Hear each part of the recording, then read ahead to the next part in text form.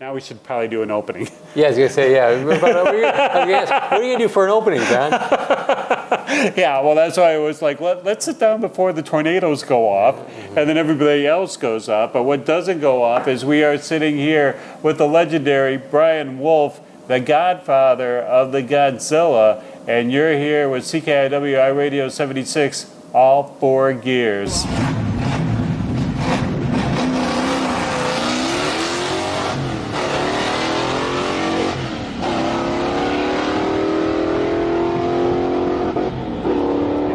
Test runs all day and every day, and it's like, well, that's not your favorite track. I mean, it's not Ryan Road, you know, which kind of goes back to what yours, that whatever little pre-question thing.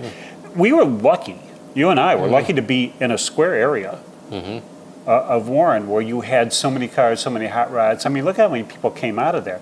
And one of the big thing is too, it was your street and then like what to 13 Mile Road? Quarter of a mile, half mile? To 13. Because we were between 11, we were between 12 and 13 off of Underwood, so Common Road to 13 was a half mile. It was a half mile. So you had Lindemood right there, you know, and then you had all the backyard mechanics, whatever. You know, back in the time where cars are cool, back in the time where you had a funny car at 13 Mile Road. And little did we know, I mean, talking to Randy Lindemood, you know, he was like, oh, Shirley Muldowney all day long, and all these other people, all these famous racers would sit out in our garage. And we're going, they're the people that we read about at, you know, Hot Rod Magazine from Beacon's Drugs, you know? Or I mean, they were all, the funny thing is that they were all like rock stars, which goes to where you come into play, especially with the red car. You know, because with the red car, you had covers of magazines. You were pioneering everything that was going on. I mean, during that time, did you even realize what you were doing? No, not really. It was just kind of having fun. I think the only thing that I remember that was kind of along those lines is when I was making the red car, you know, and going racing with it. And I was like taking the interior out and stuff, and I was thinking to myself, man, am I fucking up this? Like people screw up like the old Mustangs, you know, and never to get it back to stock again, right? And now look at the price of a Fox body Mustang, you know. So I guess the answer to that question is, yeah, I was screwing up a car. That's going to be a classic someday. I mean, how much do you have? You bought the car because the red car just didn't show up in your driveway. No, I bought it new when I got my master's degree. So the same year I got the master's degree, I bought that new in '86. And so you brought it home one day and go, look what Daddy bought. Yeah, pretty much. Yeah. That was my daily driver. You know, it was my daily driver. So what'd you do? Like go drive into work every day and go, you know, I can make this faster? Yeah, I mean, to start with, because I was still playing with the Fairlane. I had that car, the 420 Cobra Jet Fairlane. One of the best cars you've ever had. Now people are going to ask, where did it go? It's at Team Z. We're going to do a resto mod with it. Are you really? Is it going to be signed in the engine compartment? No. No. So, but anyway, so I still had the Fairlane, and then what happened was, you know, the 5-liter stuff was taken off, and people were taking the fuel injected off and putting carburetors on, because that's what people knew, and the fuel injection was also new. And you know, being an engineer working at Ford, I said, well, I should, you know, play with this. And as luck would have it, there's a guy in the 5-liter group, a guy named Wally Bieber, who was old when I was young, and just very innovative, you know. And he was the one that was kind of, as everything was progressing through the 5-liter from 82 through 87, he was the guy that worked for Jim Clark that had a lot of the ideas, you know. So the Ford, the GT40 stuff was like the next proposed upgrade, but Jim Clark was the guy that was selling it all. You know, he was the one that, you know, selling the programs to the company, getting the programs approved. And Jim moved from the 5-liter group as the manager to Advanced Powertrain to work on the modular engines to bring forward. So no one else had that drive to push this, because it wasn't easy to sell those programs every year. But they already had the GT40 stuff. So Wally called the guys in SVO, who I knew, and casually I knew them, and said, hey, I got this stuff, we already developed it, the prototype tooling's done, you know, you guys can buy the stuff and you want to put it in the catalog. And then, of course, the guy, Hank Dershin, was the guy there. And he said, sure, we'll try it. And so Wally said, hey, I got this kind of young engineer that's got... Kind of young engineer. Yeah, well, I was young. I was 28, at the time. And, can we give him a set of stuff, and then maybe he can, maybe we can get some magazine coverage on it. And that's where I got that first article in Super Ford magazine, was with the Ford GT40 heads and intake on that car. And the first time I took that car out to the track, it went 12:57, and the fastest I went in the Fairlane at that time was like 12:80. And I just thought, wow, this was just way too easy, because this is a very docile car. Well, that's what we were talking about before. Before you at one time, in order to get big horsepower, everybody had to have big block, And then when 5.0 came around, but it was in a weird time for automotive at that particular point, because we're talking what, 80s? 80, yeah. Well, yeah, because like the first, this is a great story too. So Jim Clark, who was that manager of that 5.0 group, Jim was super driven. He always used to tell me, he goes, well, this was after I was promoted at the same level he was when he was doing the 5-liter stuff. He goes, if you don't risk your job at least once a year, you're not doing your job. And what he meant by that is, you may be told no, you may be told not to do it, but if it's the right thing to do, you got to push it to the brink. And hope to God you have a golden parachute somewhere. Right. So the fact be is that, the 5-liter was in the Mustang in 79. And then they took it out of the Mustang, and they had the Turbo 4 in there. And I think they even put like a 255 V8 in it. And the sales of the Mustang, were good in 79 with the first Fox body after the Mustang 2. And then sales declined a lot. And, so the management team was, well, what can we do to help with the image of the Mustang? And, Jim said, well, let me put the 5-liter back in. And this was in late 1980 / beginning of 81 for Which begs the question, why did they take it out in the first place? Don't know. I mean, you already had it in. You had tooling, you had everything else that fit, you had EPA, pad, crash. Yeah, it was already there. So, but this is where the story gets interesting, was because, again, you have to recertify it for 82. Yeah. And he goes, well, how soon quick can you get? He goes, well, I get it there for 82. And I go, well, that's like 9 months from now. And he goes, yeah, we'll make it happen. 9 months from now. And working production, how hard that is. But Jim had the development group, the guys that did the development on the dyno. He had the systems group, which were the guys that interfaced to the vehicle office and to the engine plant to build the engine, make it fit in the car. He had the component engineers that designed the actual components and released them. And he had the certification, the calibration certification team. All worked for him, right? So he could, the way the company is now is that those are all like at vice president level. So all you got to do is get one guy say, oh, that's too risky, we don't want to do it, and it stops. But they all work for him. And they couldn't like say, your job? Yeah, exactly. He couldn't say no. And he was a fairly, junior level manager. It was called an LL5. Well, it was called salary grade 12 at the time at Ford, which is now like the first level department manager. Anyways, so he started to do this, and he really was able to get the team pumped up. Guys were all excited about putting the 5-liter back in. He said, you know what? And we can put anything in that car engine you want as a component team, as long as it's already been validated on another application. So, like the cam profile was done in an FE in the 60s, so that was the cam profile they used. The dual snorkel air cleaner came off with something else. So it was all, and like the 5-liter was a amazing 130 horsepower, or 135, something like that in 79, and the 5-liter HO was 150 horsepower. Woo. An amazing 150 horsepower. So, long story short, the director at the time, which was multiple levels above Jim, like his boss's boss's boss, finally gets wind that Jim is not only putting the 5-liter in, but he is doing an HO, and he's doing it in 9 months.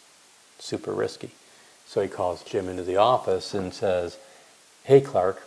He goes, I hear you're doing an HO on this thing. He goes, yes, sir, that's right. He goes, God damn it, Clark, there's already enough risk in this program. He goes, this is on you. It's your ass if anything goes wrong. And he goes, better yet, no, don't even do it. I mean, I'm telling you, stock 5-liter, 9 months, that's all you're doing. So he gets back to the department, because he knew he had the meeting with this big boss, and he goes, hey, Jim, how'd it go with Dave? Dave Hagen was the director at the time. And he goes, it went great. He is so excited about this HO. We've got to get it there. He is just super stoked. So he didn't change course one bit. And that's what he meant about sometimes you got to risk your job to do your job. And marketing said, we'll give you maybe a 5% sales mix on the car, 5% of the product will be 5 liters. And 4 months after it was announced, 50% of the mix was 5 liters. Wow. And Hagen called him back into his office. And to his credit, because Dave was a pretty proud guy, as a lot of people are that successful. They're high on themselves and that. And anyways, he called Clark in. He said, "Tell Jim," he goes, "I was wrong and you were right." He goes, "Here's another $1 million for your budget next year. I don't know what you did, but keep doing it." And that's how they did. There was an 82 program, put it in 83. I think they did either the 4-barrel or the 5-speed. Then the next year in 84, they did either the 4-barrel or the 5-speed. And then the next year, 05, they bumped the power to 210. And then in 86, they put the fuel injection on it. And then Jim moved to advanced. 87, Jim already had a program approved to do a power improvement from, I think it went from 200 to 2 1/4. And the new guy, really nice man, but he didn't want the stress, and the program just got pulled. Didn't like the stress. Yeah, of the stress of having to produce this stuff quickly. So I remember this. Clark left, and the 87 program did happen, but we had at the time they used to have these all-employee meetings, and they tell you what the guy that ran the organization of 900 people would have a meeting and tell the guys what's going on with programs and etc. And they would take questions from the audience. So, I was, again, very junior engineer. I was 26 years old, salary grade 6, and I raised my hand, and he knew me. Hank Lennox was the guy at that time, and he called on me with the question. I said, "Hey, Mr. Lennox, I've always loved, the performance cars and the pony cars, and I hear that this HO program was canceled for 87, but I never heard why, and I just didn't understand that because I thought it was really good for the company and for the product line." And to Hank's credit, he went and investigated it and found out what the hell's going on. How can we cancel that? Because again, he's got dozens, if not hundreds, of programs, right? So he doesn't have his thumb on each and every one, and that was reinstated. So that was the 87 HO. So everybody who's got a 1987 HO, all is because of you. Well, because I asked the question that then Hank was able to... Yeah, but if you didn't ask the question, then no HO in 87. Yeah, so it's pretty cool. But again, it was all based on, and the only reason it was available to go was because Jim Clark had it ready to go. And, surprisingly. And otherwise, wouldn't have been ready. So yeah, Jim was a, super motivated guy. But again, he also, super high integrity, another program that he had. So that was a success that he pushed to the brink. One that never made it in production, because again, I think it's important to share this stuff for people that push things, because not everything is a success in a home run, but that shouldn't stop you from pushing and trying. So before this Mustang story, Jim ran the 306 group, 6 in a row, and one of the things that he was doing, had planned, was a 3x6. So it was a variable displacement variant of that was going in a truck. And didn't we see that somewhere in the GM line? Oh yeah, you did. But Ford was going to do this. This had to be in the late 70s. Okay, so electronics weren't there as well. And all of that. So what happened was one of the program, sometimes people don't tell the boss how bad things are, and that was the case. What was going on with this 3x6? So it was about, I think, 6 or 7 months before it was supposed to be in production. One of the technicians, a guy named Lou Aquino, who worked for Jim for many years, said, "Jim, this thing is a disaster. You've got to drive it." Oops. And what happened was, at 70 miles an hour, which was a speed limit on the highway then, it would go between 6 and 3 cylinders, and it was a surge. It didn't know which one it wanted? It didn't know. It was just going, the hysteresis, and it was just awful. And they talked to the guy, the calibrators, and what they could do to fix it. They couldn't, so he had to go to the top of the company and say, Guys, we can't make it work, and it was very close to the start of production. So again, one, it didn't ruin his career, right? Because he retired as a director, and two, he had the guts not only to push and sell this new technology, but when he found out that it wasn't capable, he had the guts to go forward and take the blame, take the bullet, if you will, with the executive team. how does that work? I mean, because you were kind of in that situation, if you weren't in that situation, where if you come in and you say, look, I really think this is going to go, you put in all this R&D, you put in all this man-hour, you put in all this machinery, the prototypes, blah, blah, blah, blah. It gets it all together, you're about this ready to go, and then it's like, oh, guys, guess what? You'll love this. So this will slay you. It won't work. Yeah, I've come in, where Jim, on both those programs mentioned, he was in position long enough where he not only sold the technology, he was the guy delivering it. Where I've had to go into some of the problems were when the guy that had the job before me sold it, and I was the guy that was bringing production, then we found a problem and had to take, if you will, the bullet, because they don't remember who sold it without the right data. They just remember who told them it doesn't work. So I've been in that situation on a couple programs where we had to delay a start of production because of a NVH issue, noise, vibration, harshness type issue. Yeah, it's not fun, and it's not fun all the way up the stream, right? Because so I worked for a vice president who worked for a group vice president that reported to the board of directors that you had to go and say, well, here's where we are and what we haven't been able to fix, and they knew it. I mean, they knew you had issues because you're reporting that you got issues, but now this latest isn't working, and we're not going to be able to support the start of production date. And everybody hates. It's not a fun story to tell, but you just got to be. Do they have like that? Truth.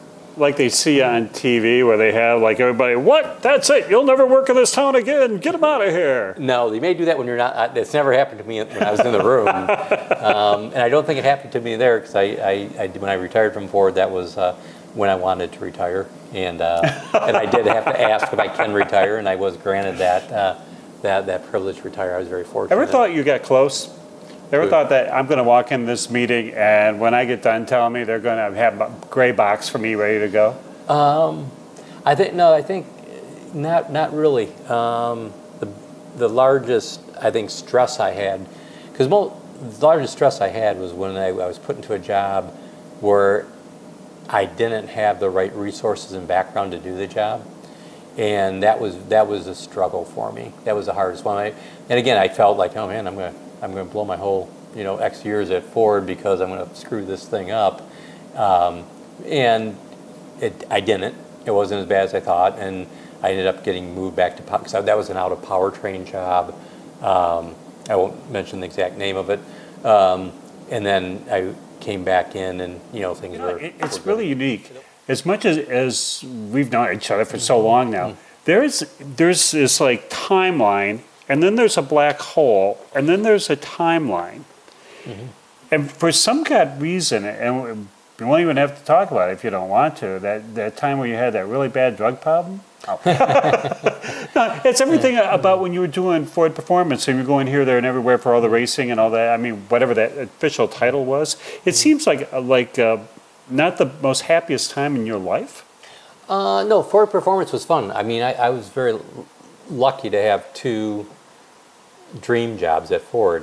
One of them was the Ford Performance job, and the other one was the one I had right before I retired, running engine engineering.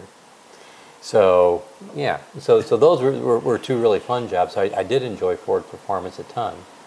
But it's rain. It's rain. Yeah. I was going, what is that noise in the background? So no, in fact, I was sad when I had to leave after 17 months.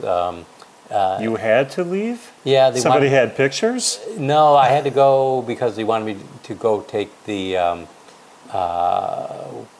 transmission and driveline. No, that wasn't. No, from there, I needed to go to a role that that they felt I was the right guy to do. And you smile when you say this. So it was a non-choice. It was like, we need you here, and you're going. It's a non-choice. That's very well. Yeah. Someone one of my friends made. I got. It was like I asked for it, but I volunteered, but I really didn't. They came up with a cute play on words, but it was one like, hey, we need you here, and you got to go, and Yeah, but you went, but I was just here 17 months. Yeah, that's nice. Is it as fun as it looks like on paper? To be head of Ford Performance? It was, for me it was. That must be. Yeah, anybody's got tornado warnings? Must be, yeah. Let's see. Okay, that was it. Even better. See what happens? So, no, yeah, it was great because, one of the things I've always been very passionate about, being someone that's been, before I worked for Ford, running Ford Performance wasn't a job and maybe a step to something else, or I just want to do a good job because that's what they put me in. From the time we were kids, and I want to come back to that, loved Ford Performance. So anybody that put their own money, time, and effort into a Ford car, whether it was, a street rod, a drag car, road racing, any drifting, NASCAR, anything that was an enthusiast, I felt, a special affiliation to, because, you're making the company look better on your dime. Yeah. Is the way I felt. So I was probably one of the, the few guys that was lucky enough to hold that position. I think they kind of had that thought. Some people, when, they want to just put all their focus on what their certain passion is, if it's road race or if it's drag race or NASCAR, and kind of ignore the rest of it. And to me, even though I love drag racing, they were all equally important because they were all supporting somebody. I'm sorry, and that'll be the because they were all supporting, someone that was, in my view, supporting the company with their, interest and drive for, Performance Ford product. But as I mentioned, back to when we were young. I mean, wait a minute, but before you did that, didn't you have to learn everything? Now all of a sudden you have to be really cool about Ford F1. You got to be cool about Ford off-road track, because it's more than just drag racing, NASCAR, F1. I mean, Ford was doing all kinds of wild things. Yeah, and still are, right? So you have off-road trucks, but again, that's where you have an organization of qualified people working, on your team that. You've got to take their input on those different things. But what you want to do is, make sure that all aspects of it were, treated with equal interest, right, to the team. Like if I was there and I said, oh boy, I'm only worried about stock, super stock, and pro stock, and I don't really. As you should. Yeah, and I'm not worried about, off-road truck, or I'm not worried about NASCAR, or don't care about funny car or whatever it is, the people working on that don't feel very motivated, right? but when you're saying, hey, these are all important, and like when we were at PRI, the year that I was at PRI and we put the booth together, I remember a guy come up to me and say, wow, this is the best booth I've seen Ford have, because you're not just a single note player. You're showing products for everybody that's in every part of the performance industry. So I thought that that was probably, I think, the best compliment I got when I was in Ford Performance was, hey, you're giving, you love everybody, not just one little segment. But did everybody come up to you and say, Brian, I need some new heads. Brian, we need some more money for a trailer. Brian, we need, and that's not just coming from drag racers, but that's coming from truck guys, coming from F1, that's coming from NASCAR. I mean, was it like meetings every day? No. I mean, you didn't get. I mean, surprisingly, you didn't get a ton of requests for stuff.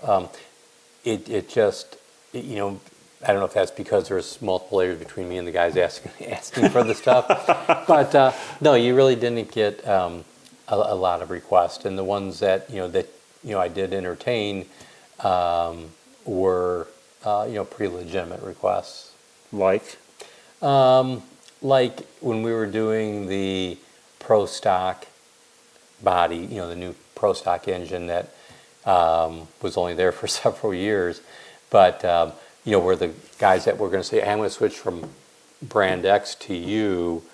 I need a couple blocks and a couple heads to start the development of the engine, which you're going to put a crap load of time in and money to develop it for racing, because you don't give them an engine, here you go, put it in your pro stock car and go. I mean, that's all done by the engine builder. Yeah, that's all done by the engine builders. And can I get a bit of cash to help me transition to a new car? So again, those were, I think, legitimate requests. I mean, did you have like a big pie chart and say, all right, I'm giving 25% to NASCAR, 50% to drag racing, as you should, and then like F1 and everybody else? Well, we didn't have F1 when I was there. F1 we weren't involved in. But to your point, yeah, I mean, yes, we did. Yeah, I mean, there was how much goes to here and how much goes to that. And does marketing tell you that? Is it like, no, look, we get a lot of exposure for... No, because when I was there, I was in marketing, right? So Ford Performance was part of marketing and sales. Because again, the reason to participate in NASCAR or Funny Car or whatever, the professional series where we were in, wasn't, for engineering knowledge, and that it was purely for the marketing value of, hey, win on Sunday, sell on Monday type thing. So, and I reported right to the vice president of marketing. So, yeah, I was the one that kind of split up how we were going to. Yeah, but that's a weird walk, isn't it? Going from engineering, slide rules, to bright lights, big city? Not really, because again, a lot of what you had to do was engineering. Most people on your team were engineers. Really? Yeah, because again, if you're supporting because again, we were giving a lot of technical support to the teams, as well as doing, the marketing side of it. So we had a group that interfaced with the marketing team and how we can get the best use of it. But it was a kind of an odd environment, because the guy that was there before me, super smart guy, very nice man, but he said, my job is to win races. How marketing wants to use those wins is up to them. And to some extent, it's right. If you don't win races, you can't have anything to win. But if you don't reach out to the marketing guys and say, how can we use this to help you, and talk to them about it, then you're kind of on a little bit of an island, and you maybe don't get the best support from the rest of the team. So when I was over there, I did reach out to the different marketing teams on how are we, here's what we're doing, how can we use that to help you sell more cars? Because if you give, let's face it, let's say if you put, I'm just going to throw rough numbers out there just for fun. So let's say, and these aren't accurate at all. Yeah, well, we're just making them up as we go along. So let's say I put $10,000 into NASCAR, okay? And for every incremental vehicle I sold, I made $100 on that car. Well, you can do the math real quick that says, well, if I don't sell this many incremental cars, I had zero return on investment on that NASCAR investment, and it's a bad deal. So I kind of like to try to follow those type of numbers, because as a Ford, I was a senior executive when I retired, and so I felt I had a duty to the company and the shareholders to have a positive return on what we were doing. Otherwise, it'd be helpful, yeah. Yeah. Otherwise, what are you doing? You're just doing management entertainment, and that's something barely, in my mind, just short of, if not embezzlement, if you're not, in my mind, anyways, right? Yeah, probably theirs too. Yeah. So that's why I thought it was important to try to make sure that what we were doing made sense. Like when we did the Cobra Jet program, that had a all in, fully accounted, the years that I was there when we did. It was only 2008 and 10, and then I moved on. But we had a 30% return on investment on those cars. So that was a pretty good return on a product.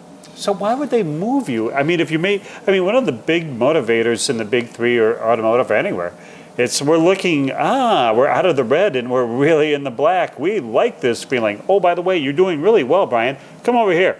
There isn't a good answer. There isn't a good answer. Did you sit down and go, wait a minute, I'm doing good here, I'm getting yanked, and I'm going over there? I mean, did you go, wait a minute, time out?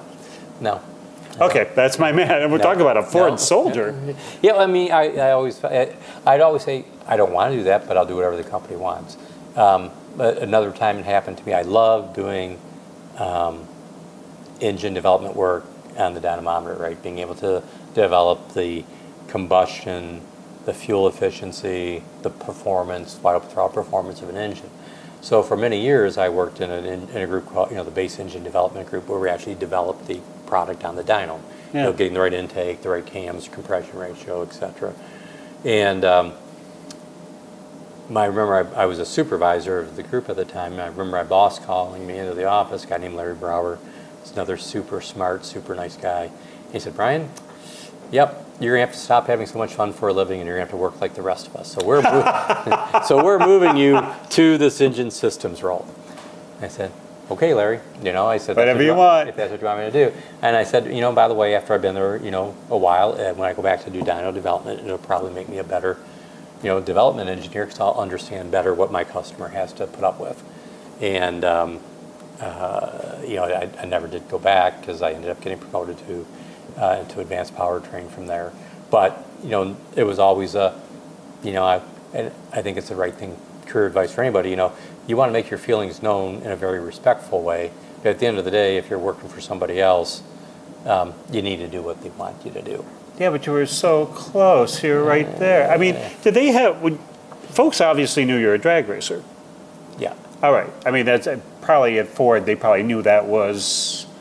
All right. So when you had that job, did they think, "Oh my God, he's going to put everything in the drag racing. Everybody else is going to starve"? Or did you have to call everybody in and go, "Look, folks, you're all my children. Everybody equal"? No, I don't think there's. No, I don't think there's really. No, the team when I had Ford Performance never. I don't think that was the issue. The only thing that was an issue for them was the Cobra Jet, because that actually started before I was at Ford Performance. I ran a group called Powertrain Engineering, and part of the accountability that I had was the powertrain control systems and the certification of the vehicles for emissions for production. So Ford Performance would do, upgrade kits, like a cold air kit or even a supercharger kit, and they may need help with either software or calibration or priority in the Allen Park test facility to run the emission tests. And at that time, there's a guy that ran the group that did all the Ford Performance products, named Jamie Allison. And every time Jamie called and said, "Brian, I could use a hand with this." "Sure, whatever you need, Jamie. We'll help you out." Because again, I love the performance stuff. So back in probably 07-ish time frame, NHRA was meeting with people from Ford, GM, and Chrysler. Why did they have to meet with Chrysler? You just walk right in. Yeah, and on getting the new cars into the drag racing scene, because back in stock, super stock, they were all the stuff that you and I grew up with. And so when they did that, I got a call from a friend of mine, Mike Pistelny, and another guy, Jimmy Ronzello, who we'd known each other for a long time. He said, "The guy that comes to the meeting from Ford, he just doesn't seem enthused and like you guys are going to do it." So I called Jamie and I said, "Look, I figured how I worded it. I said, I don't know how much motivation background you guys have in this sportsman type racing." And again, I wasn't at Ford Performance. I was in this powertrain engineering role. And I said, "Why don't we start an NHRA advisory committee where maybe I can help with how you guys can reach out to these, sportsman racers?" And of course, Jamie, because I was the director at the time, wanted to be a good soldier. "Yes, sir. Yeah, we'll do that." So then the idea came up of, we should offer a car, because it looks like GM and Chrysler are going to offer this car for, this new modern, performance car that people can run in stock and super stock. So that came up, and, there's several, Jimmy was in the meetings because he worked for Ford. A guy named Jesse Kershaw, who was kind of a marketing interface to a lot of the drag racing stuff at Ford Performance, and Jamie and the engineering supervisor. And, it came up, well, how can we do this? And, after the meeting, Jesse sent me this PowerPoint of, "Man, I've been carrying this thing around for like 3 years and no one paid any attention to it." And it was basically what we talked about, but, he thought about we'll take the Shelby power. I don't remember if he had everything drawn out, but it was well thought out on how to make this happen. So he sent that to me, and I always, I used to get hundreds of emails a day, but I would look at every email before I left. Every email. And I would respond, or it was just for information. I didn't have to do anything. But again, because one of my quirks is I don't like being ignored. So if I get an email and I ignore somebody, I feel I'm ignoring them by not responding. So I just felt I had to respond. So anyway, so I got this, and it came up, and when I was between meetings, I read it. Oh, this is perfect. This is just what we've been talking about. So I sent it to Jamie and said, hey, this is perfect. This is what we've been talking about. And so Jesse sent it to me. I sent it to Jamie. Jamie had his email set up, so if it came from a director, it was went to high priority. So he read it, goes to Jesse, goes, what the hell did you send to Brian Wolfe, on this Cobra Jet thing? So that's where the car started. But again, they're saying, well, we don't know if we can do it. And again, I wasn't at Ford Performance yet. So when I got announced several months later that I was the new director of Ford Performance, the guy, Andy Slanker, said, oh, shit, we're really going to have to do this thing now. And I said, guys, no, we don't have to do it now. Because before that, Ford had a turnkey race car for road racing. That was a FR 500S. And basically, they sponsored a little road race series that you bought the car. We're going to put it on these events, and we're going to have a little champion at the end of the year. And, but they had 25 cars in the warehouse they couldn't sell, And I said, look, we are not going to do that ever again, whether it's for this Cobra Jet that I'd like to do or anything else. I don't need it that bad. Again, we got a fiduciary duty to the company, to the shareholders, not to do stuff because I want to do it, but because it makes sense for the company. No, you want that high performance stuff. Who cares if it doesn't sell? No. So I said, we've got to have, again, and for an HRA, you had to sell 50 cars. You remember the 50 Thunderbolts? Or Yeah, it was right? NASCAR, yeah. Yeah. So we had to sell. So I said, look, put a note out that we're going to make this offering, and if we get deposits for 50, then we'll do the program. If we don't, we'll return the deposits. So they did that, and there's a guy that's a super Ford Performance enthusiast in Oklahoma, Brett Hayek, who has a Ford museum. He's got a lot of the Wood Brother cars and the Bill Elliott car that went 222 miles an hour. And so he's got thousands of acres of corn and sells corn and E85 and stuff. So anyway, so they called him and they said, look, Brian said if we don't sell 50 cars, we're not going to do it. And he said, I'll take 10. So he went to the local Ford dealer. There we go. 10. And there was a dealer, I think they're in Georgia, Jackie Jones, and he bought 6.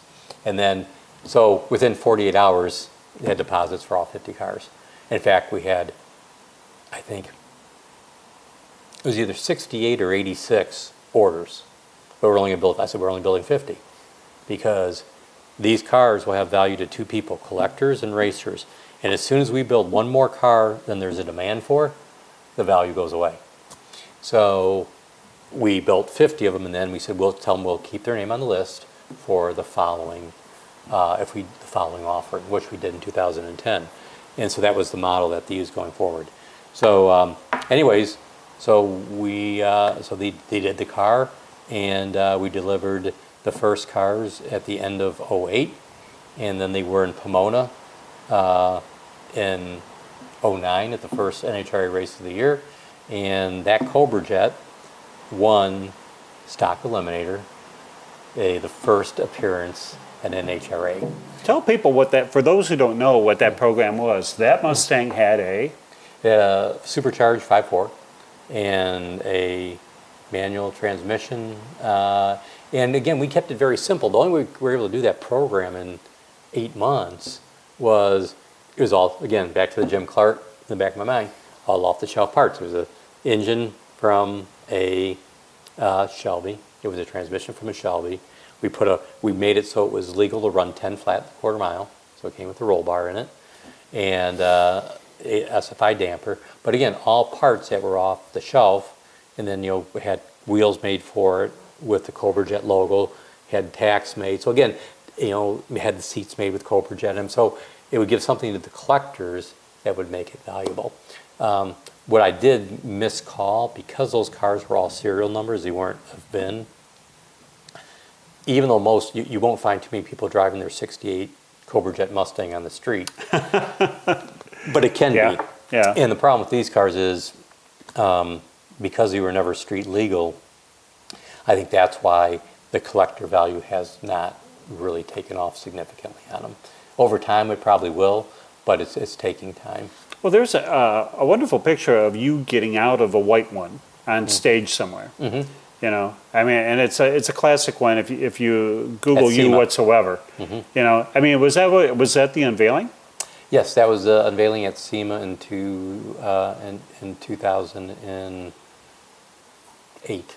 So were you like backstage going, oh boy, wait till they see this? It was cool. I mean, I think because again, the funny thing is, you know, GM and Chrysler were much more enthusiastic at those early meetings, and then we did the car, and they didn't answer for I think 2 years or longer even with the Copo and the drag packs.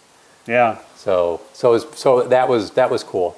And you know, I remember I fired, you know, and they had a cover over it, and I was in the inside the car, and when they pulled the cover off, I started it. You know, in the Please start. yeah, and that's what one of the guys told me. He goes, "Oh boy, you got a lot of confidence in your team." You know, but yeah, we fired it up and you know, revved it up a few times, burned the carpeting a little bit, but you know, no fires. So that was cool. Yeah, but one thing I want to talk about that I think is important. We talked about, you know, our youth and why. Funny how we always got to go back to that. Yeah. Yeah, and we do, and you know, you're asking a lot of questions about my background, but CKiW, the stuff you're doing, you know, probably for a lot of people, I've known you since high school, so you know, I've known your interests and everything. You know, I always, you know, You know, the police record. yeah, the police record, and again, how much you've always loved cars, how much you've always loved broadcasting. So but why don't you tell us a little bit about yourself and how you got to this position of, you know, interviewing a lot of people like, you know, Holbrook and all the other guys you've interviewed throughout the years of the drag strips you're going to. Why don't you give people a little bit about your background and how, at your young age of older than me, and I'm 63 this year. Yeah, okay. I'm older than you. Yeah, so that you kind of came on the scene, but Yes. people don't know. Why don't you tell people a little bit about yourself? Well, we never liked Fords, and that's about it. So back when you were it is kind of weird, especially growing up. How many people? There was you that had Ford, obviously. Phil. Yep. Bruce Myers. Yep. He had the Mustang at the one time. Kopech had the Mustang at one time. Let's see. There's a Barracuda over here. Johnny had, depending on the year, you know, the Pontiac. And you had the Pontiac. And then the Ford. No, you had the 57, too. Remember you had the 57 Chevy? Yeah. With a 265 in it? Was Yeah. it 57? I think it was. What was his first race car? Because wasn't it a Ford, like a 56, 57? It was a strange looking car. I thought it was the GTO. I thought it was the blue GTO was his first one. No, because he had a 50s car. Oh no, you know what it was? Because didn't he have a Pinto? He did later. That was later. Yeah. Yeah. So in between, I mean, actual strip car. Yeah, that was his a true race car. Well, see, we were talking about this even with staff. Growing up, there was something about cars. You know, because you always had some fabulous cars. There was that malaise. You know, because anybody that was born in the 50s, early 60s, or whatever, by the time you thought you were going to get your driver's license, you were going to have all those cool cars. Here's a 75 Roadrunner. Yeah. You like that 318 two-barrel? You know? Yeah, absolutely. But you know, with that, and there's Mike Temnick that had the Mopars. Yeah, the Rock Brothers. The Rock Brothers. Yeah. Yeah, I mean, that's the first time I ever saw a Hemming. How about you? Probably, yeah. Up close. I mean, that was I had a real Hemi Challenger. Wasn't a Charger? The Hemi was a Charger, and the orange one was a 340. Yes, yeah, that's what it was because of both Rock Brothers. Because Mike had the one. See, and the funny thing was that there was an actual group of hot rodders. As much as we thought that we were hot rodders, I mean, down to the jackets, down to names, down to little parties and stuff like that. But nobody ever got into a bad situation because we always had to buy the next camshaft. Yeah. You know, we always had to buy whatever little slicks we could possibly. And so, kind of the fun thing about drag racing, even growing up, is that you didn't have time to get in trouble. I mean, we did get in trouble. You didn't have any money to buy stuff to get in trouble. That's why we had to work at Baskin Robbins. That's right. Which nobody knows that really. Brian can make a baked Alaska. I can. Yeah. I think. You think? I don't know if I still can, but I used to make pretty good baked Alaska. Yeah. How can you not? All right. Well, I don't know if I could still make the meringue because the pie was easy. Just hot fudge on the bottom, chocolate ice cream, vanilla ice cream, and then you had to make the meringue, and you had to do the dips in it, get those nice peaks, and then take a torch and burn the top of it a little bit, and put some more hot fudge on the top, and throw it in the freezer, and voila. And wait. And voila. I mean, can you do that at home? I mean, with the kids growing up, it's like watching what Daddy could do. Scoot out of the way. Nope. Nope. We're never ever going to an ice cream place ever again. No, I like ice cream, but no, I never made a baked Alaska. You know, the funny thing is that everybody, when they're growing up and stuff like that, you think of 100 things you want to be. You were always focused to do this. You know? Yeah, I mean, well, yes and no. Tell me you wanted to work for Chrysler. No. But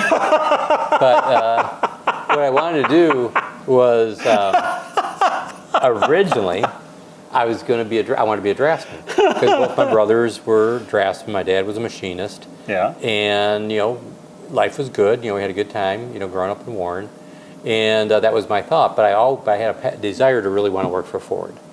And a friend of my brother's, a guy named John Coletti, who in his own right is very, very famous for the work he did in SVT, and he did the 04 Mustang. He was a chief planner on that.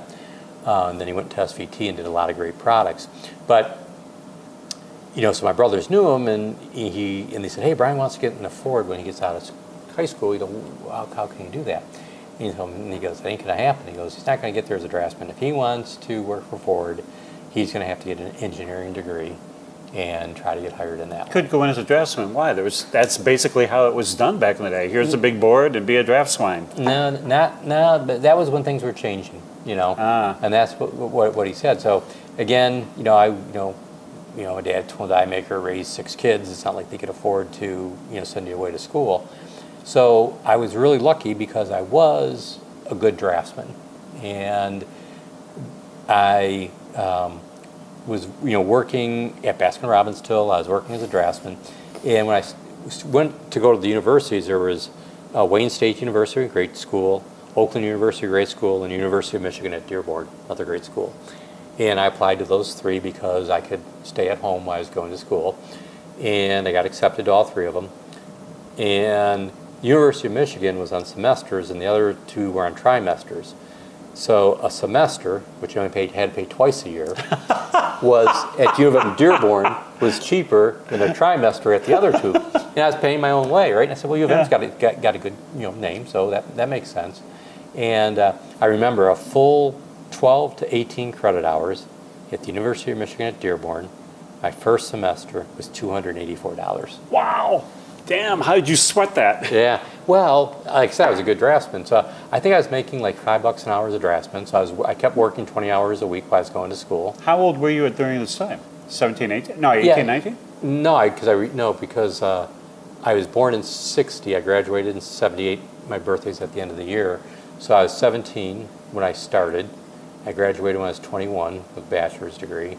But I was working as a draftsman and at a Little Dippers, as Johnny would say, or Baskin Robbins, to make the money so I could go into school. And then I made really good money. In fact, the one summer I remember I was making like $6 an hour, and this is like in 1979, which is hauling because normally you would make $3.50. Yeah, and then I remember I got out of school, for the summer, and I go to the boss. I go, hey man, I'd like a raise, because I said I was doing good work, and they liked the work I did, and they go okay. He goes, well, what do you want? I go, I want $12 an hour, and he looks at me like, are you crazy? And he goes, okay. He goes, let me talk to the owner. So he comes back after. Okay, let me talk to the owner. Comes back after lunch. He goes, how does $10 an hour sound? I go, sounds just fine. So in 1979, making $10 an hour, living at home,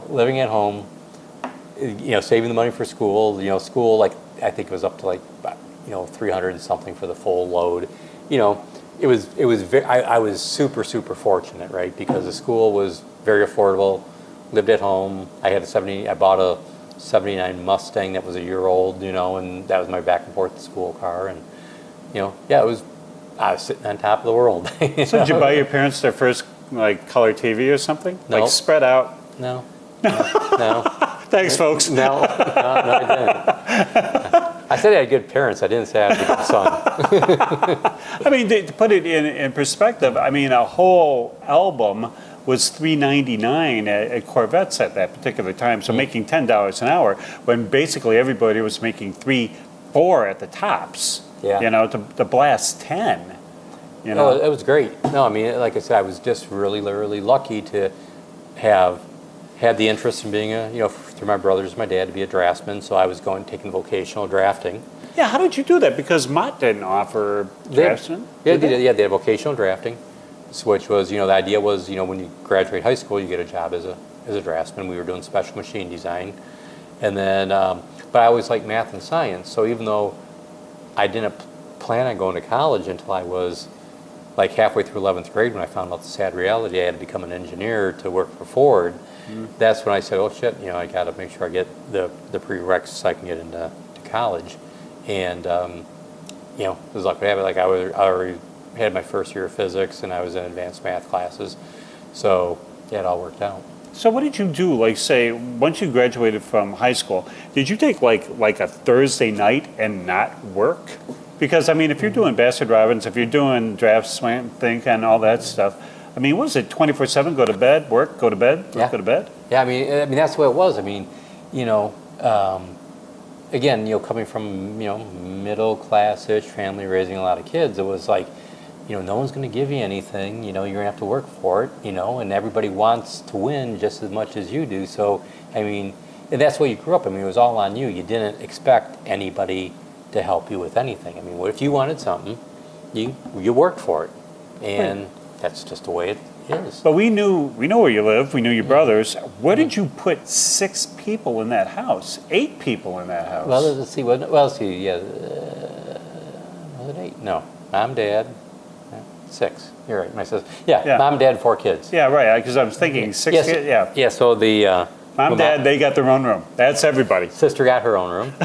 And guess who? I got my room, and the 2 brothers again, because they moved out not too long after there. They had a bedroom in the basement. Wow. Because I mean, at that time in Warren, and especially if you're at between like Ryan 12 and 13, they were basically 1,000-foot home, 1,000 square, 1,100. Yeah, 12-ish. Yeah. Yeah, somewhere around there. I mean, they were the stereotypical early 60s brick by brick, solid homes. Yep. I mean, they were tough, but everybody had families of like 10, 8. Yeah. I mean, Bolin had, I think, 6 kids, 2 parents, and the parents always had their own room, no matter what happened. That makes sense. The daughter, but the daughter always had the one room. So now, basically, on the high side, these were 3-bedroom homes. Yeah. And then you had all these kids, but everybody had a basement, and it was not unheard of to have a family more of 4, where everybody would have their own bedroom, everybody had a squeeze, and that your older brothers were smart enough to go in the basement. I mean, was that all the time, or was when everybody started going, it's like, look, you 2 down there? Well, in that house, and in Warren, they were down there, but they moved. They weren't there that long, just a few years, and then they moved. Brother Al bought a house in St. Clair Shores, like 13 in Harper area, and then Brother Larry became his roommate for a while. So. Well, how old were you when you moved into Warren? And moved into Warren, I had to be 5th grade. I was at 10, 11. Okay, so Larry, it was way. Yeah. Larry and Al and Larry were about 10 years older, 10 and 11 years older than I am. It was funny because I remember everybody admired your brothers. It's like, woo, they got their own car. Yeah, woo. Yeah, One's actually fast. Yeah. I mean, it was like, come on over anytime. I mean, was that like one of those things that you looked at your brothers, or the older ones, and said, they like drag racing? Yeah, no, absolutely. Yeah, Brother Al raced. Larry had a nice Mustang, but he wasn't really, going to the drag strip and racing at all. But Brother Al had the 427 Fairlane that but he didn't have it at that house. He sold it by the time we moved in there. But so that was what really got me pumped on drag racing. So is that how you got your Fairlane? Yeah, because I was looking for a 66, and then I didn't find 66, that's a way different body style than what you had. one. Well, yeah, that's what I was looking for. But then this one, we were in high school. I was 15, and this is the newspapers. All you had to look for cars, right? And I just remember the ad. It said 69 Ford Cobra. Want ads? Yep, 69 Ford Cobra, and a phone number. That was it. And it took me about 4 days to get a hold of someone. They didn't have answering machines then. Yeah. And finally got a guy on the phone, and he said he wanted $400 for it. And you go, I'm only making $10 an hour in 3 years from now. No, I was 15 at the time. I was making $1.10 an hour. And so we went and we looked at it, and it was it had 40-some thousand miles on it. It was a nice car. The kid that had it before was thrown in jail drag racing. He lived in Grosse Pointe multiple times. When we went to court, the judge said, well, you're a nice boy, come from a nice family, but you obviously have a discipline problem. 2 ways I can have you learn discipline. You could either go to jail for 2 years, or you can join the service. Really? So he joined the service, and then the dad was left to sell the car, and then it was $375. I was working the night that it was being picked up, so my sister went and got it, and he goes, well, I'm not going to be home when you guys get there, but I'll leave the door to the house unlocked. So put the money on the kitchen table. I'll leave the title in the car. And he lived in Grosse Pointe. Okay. Yeah, that would have been 1970, summer of 76. What else you got to sell? Yeah, Dad just wanted to get rid of the car. That was it. Wow. Can you imagine that you had to go to the armed services because you were a drag racer? You're a street racer? Yeah. Wow. And now you get your own TV show. Yeah, but some of those guys went to jail a few times too, some of the real ones, yeah. Yeah, but I mean, how street racy was this? Was it just red light to red light, or? Oh, the guy that had the car before me? I don't know. But I mean, the car that you got, obviously, it didn't have, 289 in it. No, it was a 420 Cobra Jet, but I don't know. I mean, but again, you get pulled over enough, racing, 6-point tickets add up. But I don't know what he did. I don't know, how bad it was. And I wonder if the guy's looking around going, God, I wonder whoever got my car. Yeah, I wonder where my car is. Now that I'm Sergeant Major, yeah. I want that car back again. You had that car for how long, though? I mean, that was almost your signature car. Yeah, no, I bought it when I was 15, summer before I turned 16, and I still have it. Oh, that's right, because guess what gets to be a resto mod now? Yeah, we're going to do a resto mod on that. So that's so that's going to, eventually get done. I don't know when. How many projects you got working right now? Not counting customer stuff, so let's leave that out for a minute. Yeah. So basically, I've got my black coupe that's got a Godzilla in it with a Pro Charger, and that is hopefully going to get ready to go down the track. I haven't been out the track with it yet this year. We went from what happened was, I want to run the car in a class called Ultra Street. It has a maximum cubic inch limit of 440. The stock Godzilla is 445, not legal. And I tell people I'm too old to get a bad reputation. I hope I don't have a bad one, but cheating is a good way to get a bad reputation. So I will not go to run at one of those races until I have a under 440 cubic inch Godzilla. So crankshaft, promised, don't have it, promised, don't have it, promised, don't have it. So at the beginning of the year I said, screw it.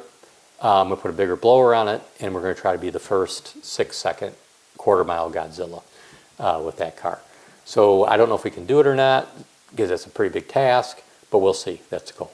So that's one project. Then the other project... That's that one, right? That's the one on their left right there, yeah. Well, that pictures. Yep. The other one is a twin-turbo street car Godzilla, twin 68mm Borg Warner turbos with an automatic. That's my son Josh's car, and we want to get that out. And that's intended to be a fair weather daily driver. So in other words, if it's nice out and you want to drive 500 miles, you could. I mean, it's a just a reliable street car. Should make about 1,200 horsepower with the little turbos on it. So those are the two projects I have. I still have the red Mustang that I raced Pro 5.0 in, but I don't have any immediate plans for that. and then the 69 Fairlane. But it's at Team Z Motorsports, and Dave and I are kind of just figuring out what level of resto mod we're going to do on it. But we do know it will have a Godzilla in it. That's about all I know for sure right now. Same body. Same body. Same 15-year-old Grosse Pointe. Same body. Same body, same VIN, same everything, yeah. Hasn't anybody ever knocked on your door and said, Brian, we want the red car? No museum, no nothing has come up to you and said, this car was so iconic. I mean, again, with Storm and Norman's and that whole kind of unique. I mean, that was like the thunderclouds you're hearing now. That all came together so fast. Yeah.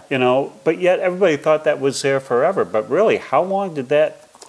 Yeah, so, the original Super Ford magazine article was in the January 1990 edition, okay?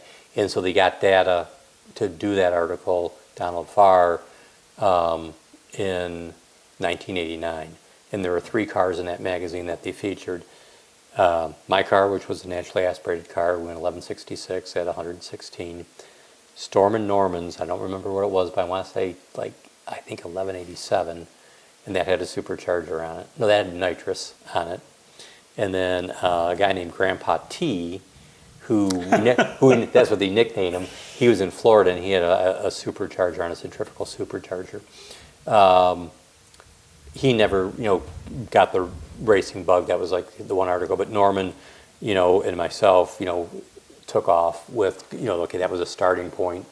Then later in 1990, Super Ford did the first 5-liter shootout, where they invited 10 people that had fast Fox body 5-liter Mustangs. Some of them were bigger than 5 liters, that they invited to be at the same track on the same day.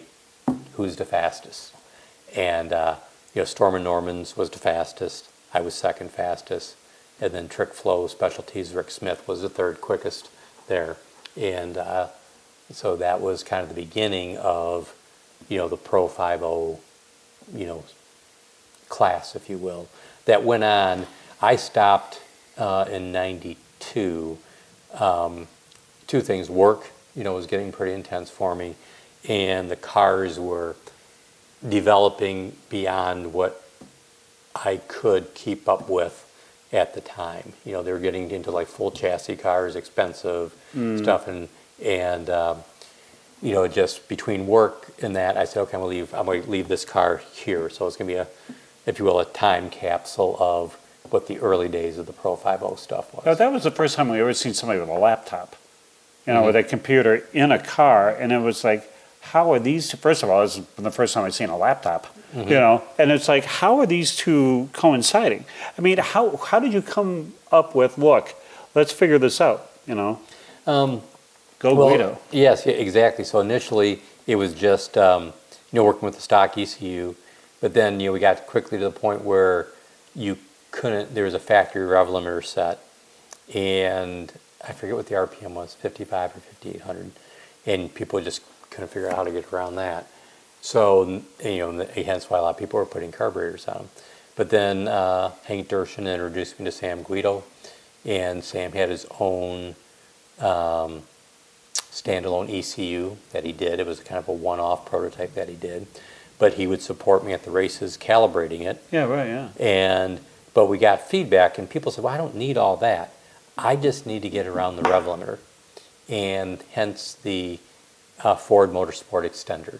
So that was, Sam's genius was, well, I'm going to fool the ECU. So when it goes above, I think it was 4,000 RPM, I'm going to send signals back to the ECU from my extender to tell it it's at 4,000 RPM, everything's okay, be happy.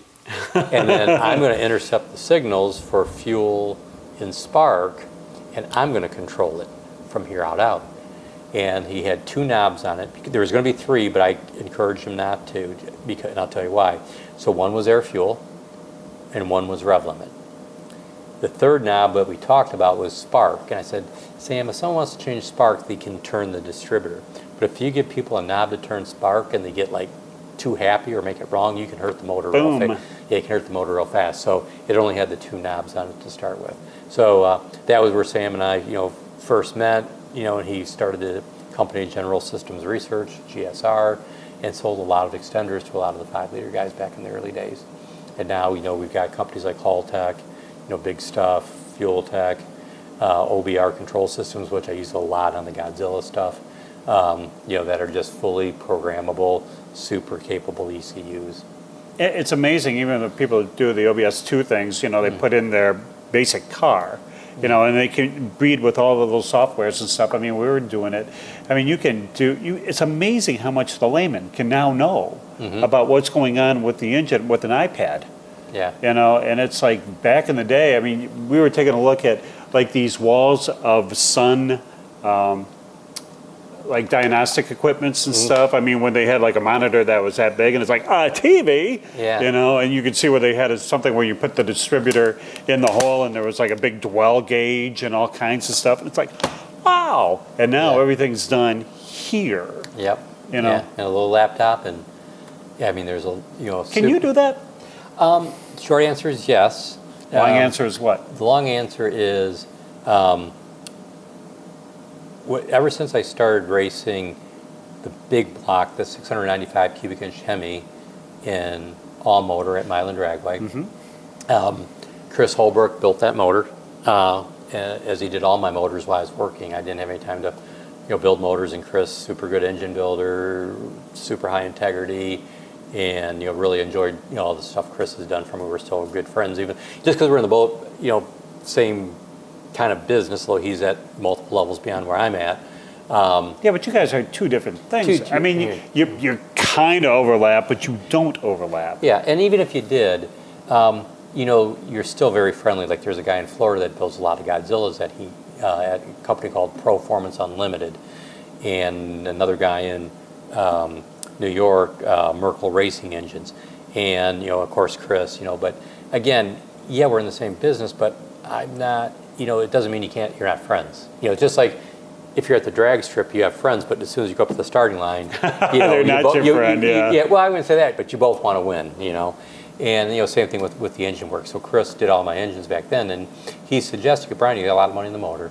I know you can calibrate because I calibrated the small block, but he goes, I think you'd be smart to get a hold of Jason Lee and Patrick Barnhill and have them tune this, because I think you'll get there a lot quicker and there'll be a lot less risk for damage to the motor. I said, okay. So I took Chris' advice. I got a hold of Jason, and he and Patrick came when we got the car running, and just all the little stupid, bugs sorted out that the car worked. We did a track rental at Milan on a Wednesday morning, and then Wednesday afternoon was test and tune. So when I did the track rental, we also got to stay for test and tune. But we were doing it in like the first hit, when it goes 60 feet, So by the time we got done with the test session, got things figured out, the car could make a pass in it, but we weren't quite done yet.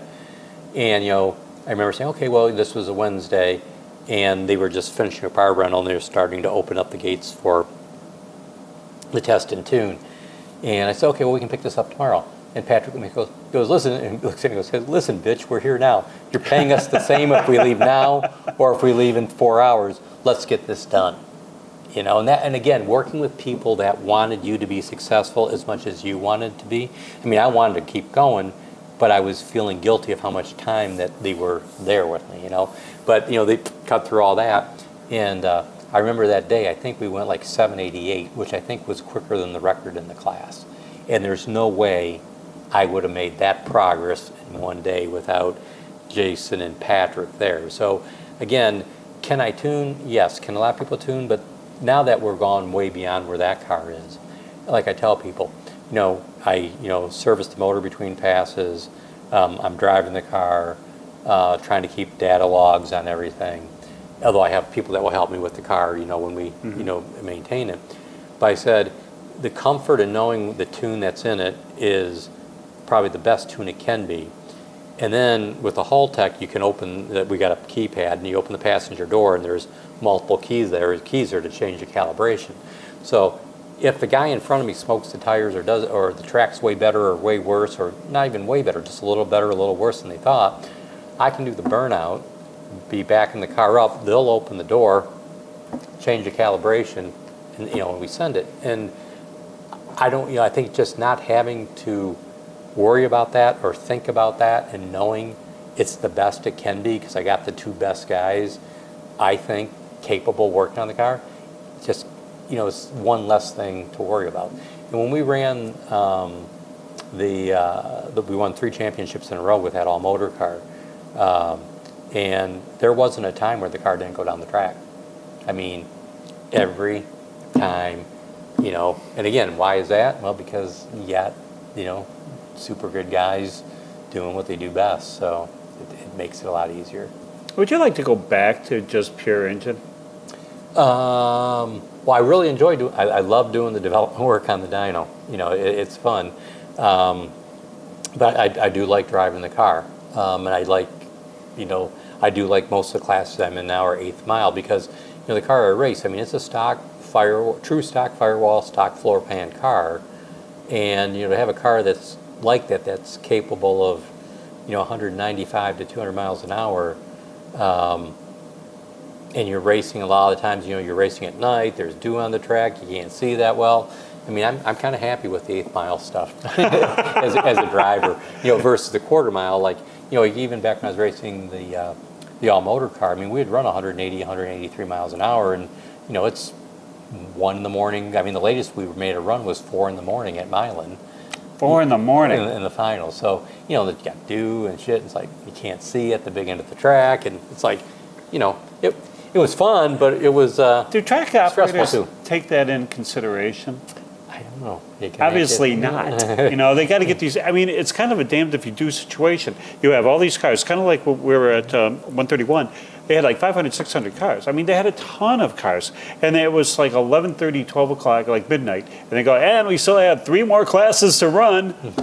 And they haven't even started like eliminations and stuff like that. Is that, as much as they think that it's cool to watch it at night, all right, but I mean, obviously, if you had your druthers, would you run when that sun goes down? I mean, what kind of considerations do you have to take now that it's midnight, now that it's 1 o'clock, you're out in the country, now when you're thinking about driving, it's different than driving at noon.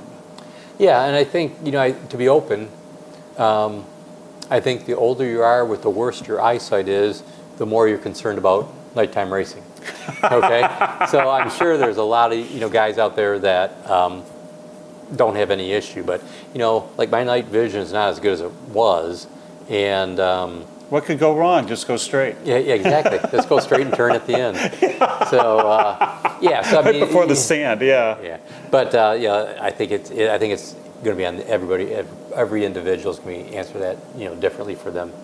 Yeah, but for you. Yeah, for me, it was a rush driving. I mean, running at night. Like I said, the only thing is the dew got on the track, or the bugs got on the track, and it would be slick. I mean, yeah, you pull the chutes, you let the chutes do their job, and then you slow down and touch the brakes ever so gently, and bring it around. But 130, 300-pound car, 183 miles an hour.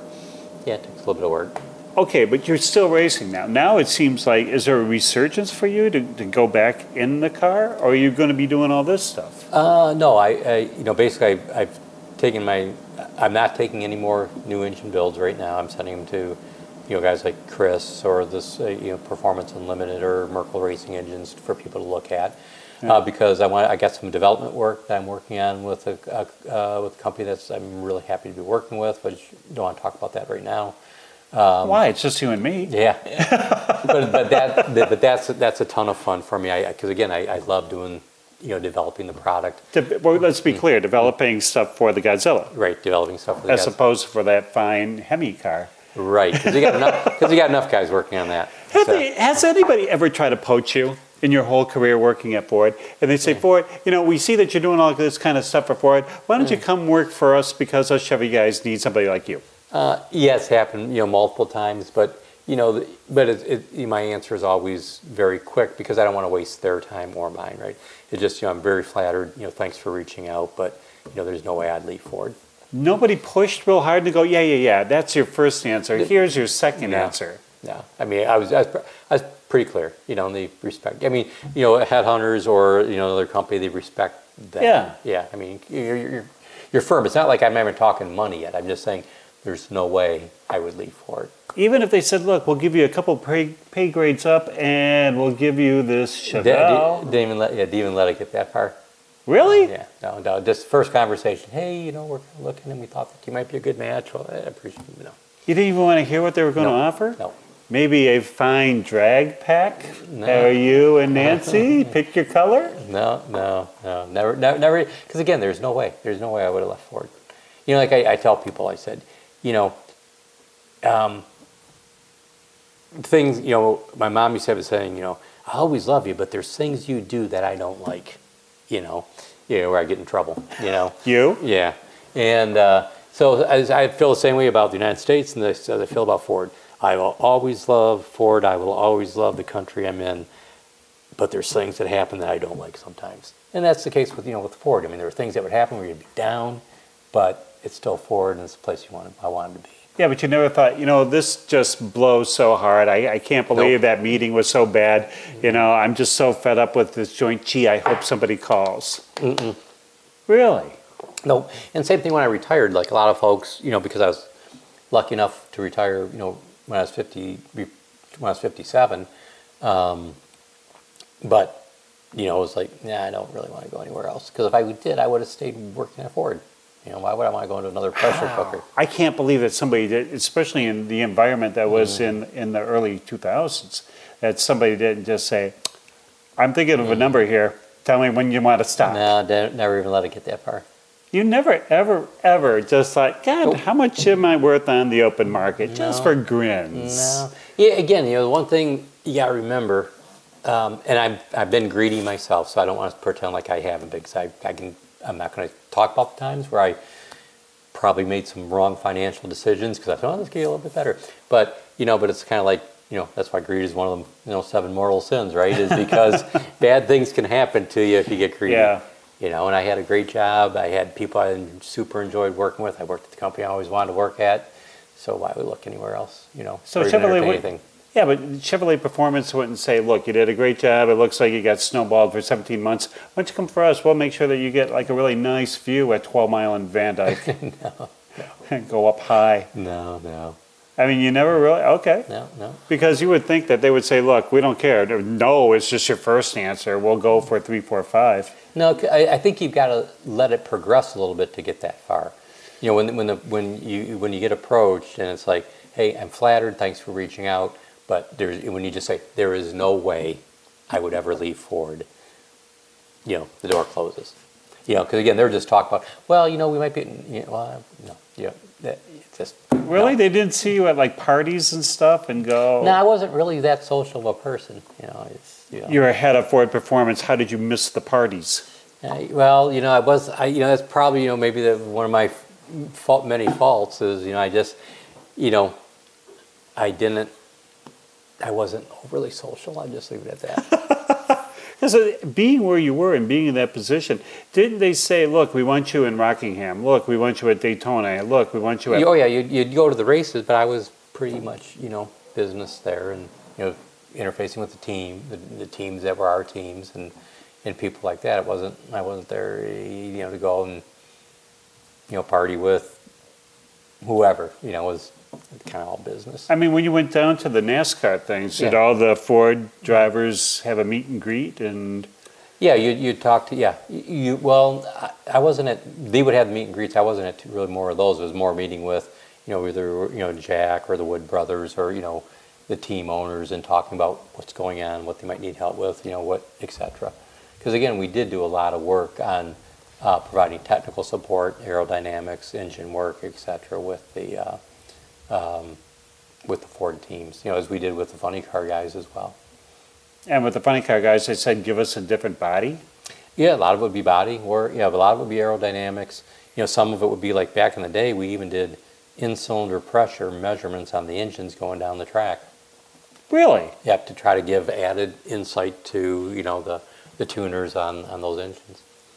And that was, we're talking in the 2000s. And we've talked, some of the stuff that we've touched on before, but The worst era for drag racing. Worse. I don't know. The least thrilling. I don't know. That'd be like, tell me about the time you had the worst sex. Hey, it's I can tell all you. good. It's all good. I mean, I don't know, but I mean, I think, you know, I mean, when I think it's all a perspective on, you know, what's good and what's bad, you know, because again, I mean, I think the tail of the tape is when you go to an NHRA race, are they still filling, you know, the stands, right? Because that's the biggest professional series. But, you know, you've got series like Duck X Productions that does Lights Out, and they do all the small tire stuff that I, you know, really enjoy doing. And those are super big events, and, you know, they've been around for a long time. You know, Donald does a fantastic job at promoting. There's a guy named John Sears that does the rules, and of course, everybody hates the rules guy because, oh, I got a lead trophy. Well, you know, the thing that we as participants forget that work really hard to make our stuff go really fast is if there's a combination out there that people perceive is unfairly competitive, you know, it has a distinct advantage. So let's say if I thought, well, big block nitrous cars, you know, they're all going to run faster than we can run with our small block blowers at the weight that we're have to race at because you have different weights for different combinations, then I'd stop showing up. I mean, why would I pay, you know, I would have all the money I got in the car, pay all the money for fuel, go to the race if I don't think I have a chance winning. So, you know, John Sears, I think, has done a really good job with this, you know, X275 Ultra Street rule setting to keep it going as long as it has. So I think there's always a, you know, I think it's always been good. It's just, you know, what do you like the most? Yeah, because, I mean, now we're talking about Factory X, and isn't that the one where Chris is going into? Yeah, Factory X is coming up in NHRA. Yeah, and then already there's some bumps in the road, and it's like you guys haven't even started yet. Yeah, and I'm not as close to it, you know, because I you know, the only thing I know about it is, you know, I know like a couple, like, you know, obviously I know Chris, and there's a guy named Jeff Turk who's running the Mopar that, you know, he had that unfortunate accident in testing. Now they're rebuilding the car. Those are the two people I know, if you will, personally that are running that. And then there's, you know, a bunch of other folks. But the rules I thought were pretty straightforward is the engine is the same spec that's in the factory showdown cars, so that's pretty clear on what you can do with the motor. It has to have a Liberty 5-speed in it. I think the biggest controversy I've heard from multiple people, not only from, you know, Chris, and really not even as much from Chris as from some others that have already tested, is on the back of the car there's a wing that's not factory. It's a wing that sticks out, and the wing at the end has something that sticks up, and it's called a wicker, so it goes above that. And the rules dictate that that wicker height has to be 1 inch. And what that does is, you know, at 200 miles an hour, there's a lot of downforce, which makes the front of the car pretty light. And they're talking that might be the wrong thing to specify because it could make the car a little unstable and difficult to drive. But that's like the only controversy I've heard.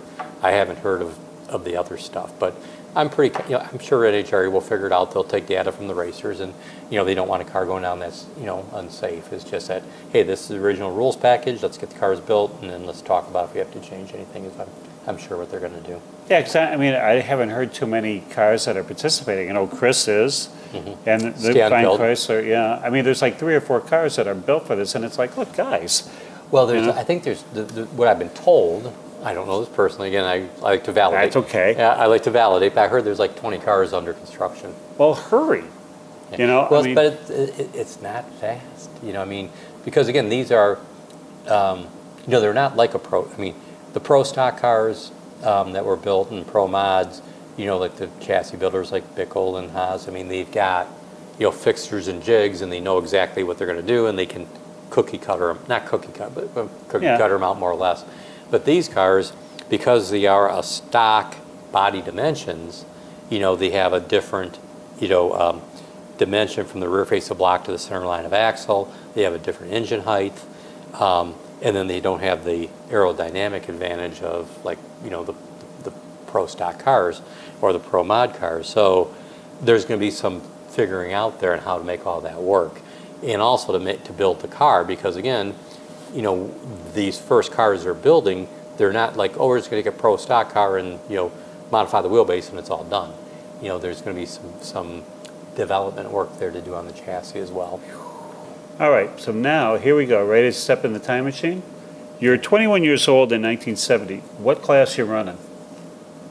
Oh, well, if I could afford it, I would be running pro stock. And in what Dodge? It'd probably be in, let's see, it'd probably be a 1970. It'd probably be a Maverick. Really? Mm-hmm. A Maverick with a? Well, I think in 70, I'm just trying to think when they switched the rules from the, you know, when, I don't remember in 70 if you could run a big block and a small block, and there was different weights, but they eventually migrated to only small block, like the Cleveland stuff, and then they migrated up to the 500 cubic inch. So back then, I probably would have been partial to the Cleveland in 1970. Really? Mm-hmm. All right, but if you were in 69 when they didn't have it, would you race Mustang? Probably would have been, well, Or would you champion the fair lane? well, see, in 69, I don't know, did Pro Stock exist in 69? Yeah, no, actually 70, but Okay. whatever they considered super stock at the time. On okay, that would be Pro Stock going to Super Stock. Well, probably in, if I was running stock or Super Stock, it probably would have been a 427 Fairlane, but again, if I could have afforded it. Funny enough. Yeah, that's okay. That's why you're going into the time machine. You grabbed your money before you went. I got all my money I got now, I can go back to Yeah, $10 an hour. Yeah. Yeah, because then you could have got yourself a mint one. Yeah, nice. It's surprising that you wouldn't touch a Mustang body. Well, again, I like the Mustang stuff. I love the Mustang, but I think for those classes, that's what I would have picked. Before Mustang 2, best year for Mustang? Before Mustang, I like Mustang. I don't mind Mustang too. To be honest, I mean, I don't. I mean, come on, don't remember Sudden Death? You know, the one that Jack Roush built. That's pretty badass. And I liked, you know, the Cobra. You know, the 78, you know, or 76 with the white with the blue stripes is pretty sweet looking. Yeah, and my brother had a Mustang 2, I forget what year it was, a black Cobra, and I could pull wheelies in it. It could bounce the front end off the ground. With what, 90-10 shocks? I mean, it might have been worn out, but it would bounce the front end off the ground. And when you're a kid, you know, that was cool. Yeah, that was fun. So I think my favorite Mustang, if, you know, the problem with my favorite is I love the looks of the 1969 Mustang. Beautiful car. I got the Scott Lee one. Yep. Yeah. Well, Scott's wasn't Scott's the bigger one, 71? Yeah, 69 Mustang. You know Yeah, because this was a Boss 302, wasn't it? Oh yes, you're right. I forgot about that. Yeah, the orange. Yeah, he one. didn't have the one with a flat back window. Yeah, you're right. No, he had the. Yeah, no, you're exactly right. He had. I forgot about that one. I was thinking the one that Cindy had Johnny repaint. Yeah, you had that orange one. That was a 70. But I liked the 69 just a little bit better with the 4 headlights on the front and the way the taillights were.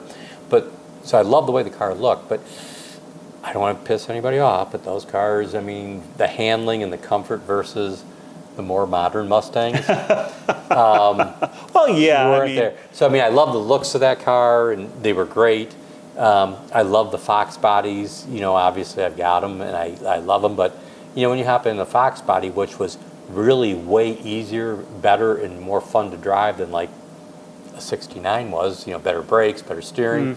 You know, now take that versus a 2024 Mustang GT with a 5-liter, 486 horsepower with air conditioning on that will probably run low 11s. And 15 miles to the gallon. And probably get 24 miles Yeah, I was going to to say, yeah, not even highway. Yeah. Yeah. So, I mean, you know, so it's hard to say. I mean, you know, which one's your favorite? There's so, and I think, you know, I hate to steal someone else's line, but it's like Jack Roush. I never saw a Mustang I didn't like. I mean, they were, I mean, I love a lot of them, right? You know, that, but if I was going to drive her from here to Panama City Beach and back, I'd probably want to do it in a 2024 Mustang. Yeah, I mean, because I remember Scott's had a 351, and because of the headers, the floor was super hot. Yeah. At every given time, and I'm thinking, who developed this idea? You know, I mean, obviously, thank you, not from the Ford factory, but God bless me.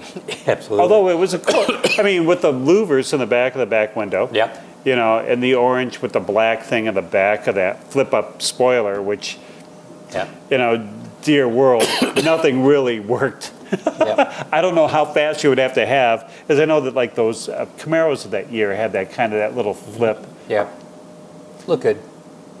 Okay, yeah, it looked fine. That's why Fine Chrysler products never had that. Yeah. You know, it's a totally amazing thing when you grow up in that, and you grew up and you took a look at everything, especially being a Ford guy, that you would go anywhere but a Mustang. You know, talking about the Fairlane size and like the GTA style and your big body one. You know, I mean, would you ever get a Fairmont?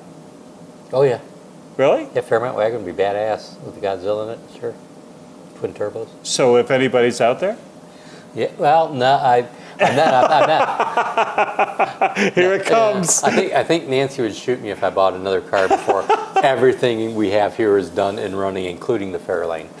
How close are you? You get this all done in a year. You're retired, right? Well, as soon as I get caught up with the customer motors and get them all shipped, it'll be a lot easier. How many more you got to go? See, I've got one on the dyno that we just finished, but now the customer may want to try something else with it. So I'm going to count that as done. I've got one behind me that's a super pro-charged motor for a guy named John Jennings that's going into a 69 Fairlane Cobra. That's a SEMA car. Absolutely stunning. Then I've got one for a local guy, Todd Bester, that's going into a Fox body. That we've already started to do the bearing clearances on and fit the ring end gaps. So that's almost, that one will probably be assembled before the end of How many engines you have to do. I mean, when you saw those engines coming in, on one way did you say, look, this is going to be great because now people are catching on to the Godzilla movement. But on the other way, you go, wait. No, I was okay with what I was taking on. I was super happy with, people being enthused about putting them into, older Ford vehicles, for sure. And so yeah, there wasn't really a downside other than, kind of more recently, about the last 6 months, I said, well, my drag car has been ready to go for 2 months. I haven't touched it because customer builds, and so. This it's hard. is season. I mean, unless you're going to California. But I got, but again, it's you got these customer motors, got to get them done. They're waiting, and some of them were ones that were waiting for parts for a while. So I got prioritize that ahead of a set of my stuff. Then we had a couple of things where I had to take a couple, trips, family and friends, things that I took, a couple weeks out here and there. So What? Yeah. Well, there is no real life. You have all this. Yeah, I know. It's all fun. I mean, look at this thing. Yeah, that's cool. That's the one that's going into the Fairlane Cobra. That's John Jennings motor, so pretty badass. But again, but with that, I've got to get these done, and then so that's what made me say, you know what, I am retired or partially, semi-retired, Yeah. and I want to do some cool things with this Fox body here with the Godzilla in it. So I've just got to cut off the new builds and get a plan to get the backlog down so that I can do what I want to do, which is do some fun stuff with that car and do some more dyno work on engine development work. But it's been super encouraging so far because when you think about it, without pulling a cylinder head, we can make 640 horsepower. And you think back to 427 Ford, Hemi. I mean, to put it in perspective, someone had a 9-second Hemi, or a 9-second 427, or a 9-second, What year are we Fairlane. talking? Annie? 1978. 70. Oh, okay. Yeah, 1978, right? That would run in the 9s, or big block Chevy 9-second Chevelle, they'd be pretty badass cars. Mm-hmm. Heavily modified, right? Like, oh yeah. Like unicorns. True, not that the guy drives up the street and says, "Oh yeah, it's a 10-second car," and then you see him go to the track and it runs 1410. I mean, true. So one of the guys that I work with, a guy named Mike Des Racing, out on the East Coast, he's got a Fox body, and the only thing they did to it was a cam, and they ran 9s with it. A Godzilla and a Fox body with only a cam, right? And then another guy, local guy here, a guy named Dave Henderlong, he's got, it was his high school car, Thunderbird, I think it was a turbo coupe to start with. He's got a Godzilla in it with a cam and our stage 1 heads on it. And I mean, it's not a highly refined, Team Z suspension. It's one that he kind of put together, and it's gone 990s. And he drives the car anywhere. Hydraulic roller. I mean, it's like, that's the thing that I have a hard time getting my head around, knowing, like I told you, my Fairlane, 428 Cobra Jet, right? It went 1280s. Now there's ones that are a lot faster than that, of course, stock and super stockers. But here you've got this engine out of a pickup truck with very little work, and the guys are running 9s with them. So, how much? Because people ask us this all the time. How much, when it comes to the Godzilla, is you're the godfather of the Godzilla, to say the least. Did you have a white piece of paper and went and developed it all yourself, or did you say, "Look, this is what I want, make it happen"? Neither. Wow. Okay, so here's what happened. So when I came back from Europe, I got my second dream job, as I mentioned, which was as director of global engine engineering. So I had about 1,300 engineers, technicians, scientists that worked for me around the globe, and we were accountable for every engine, from the 1-liter Fox, which is in Europe, so turbocharged 1-liter. 1-liter Fox. Yeah, that's what they call it. Was a Fox. Like, this is called the Godzilla. And on the other end of the spectrum, we had the 6.7 diesel, and I had everything in between.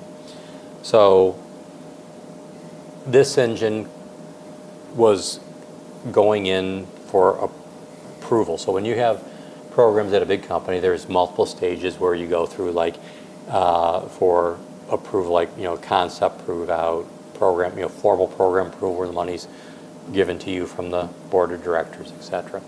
So what was going on, and this is where kind of CO2 regulation is nice. There's, in heavier trucks, there's 2 types of certifications done, like in the Ford pickup trucks.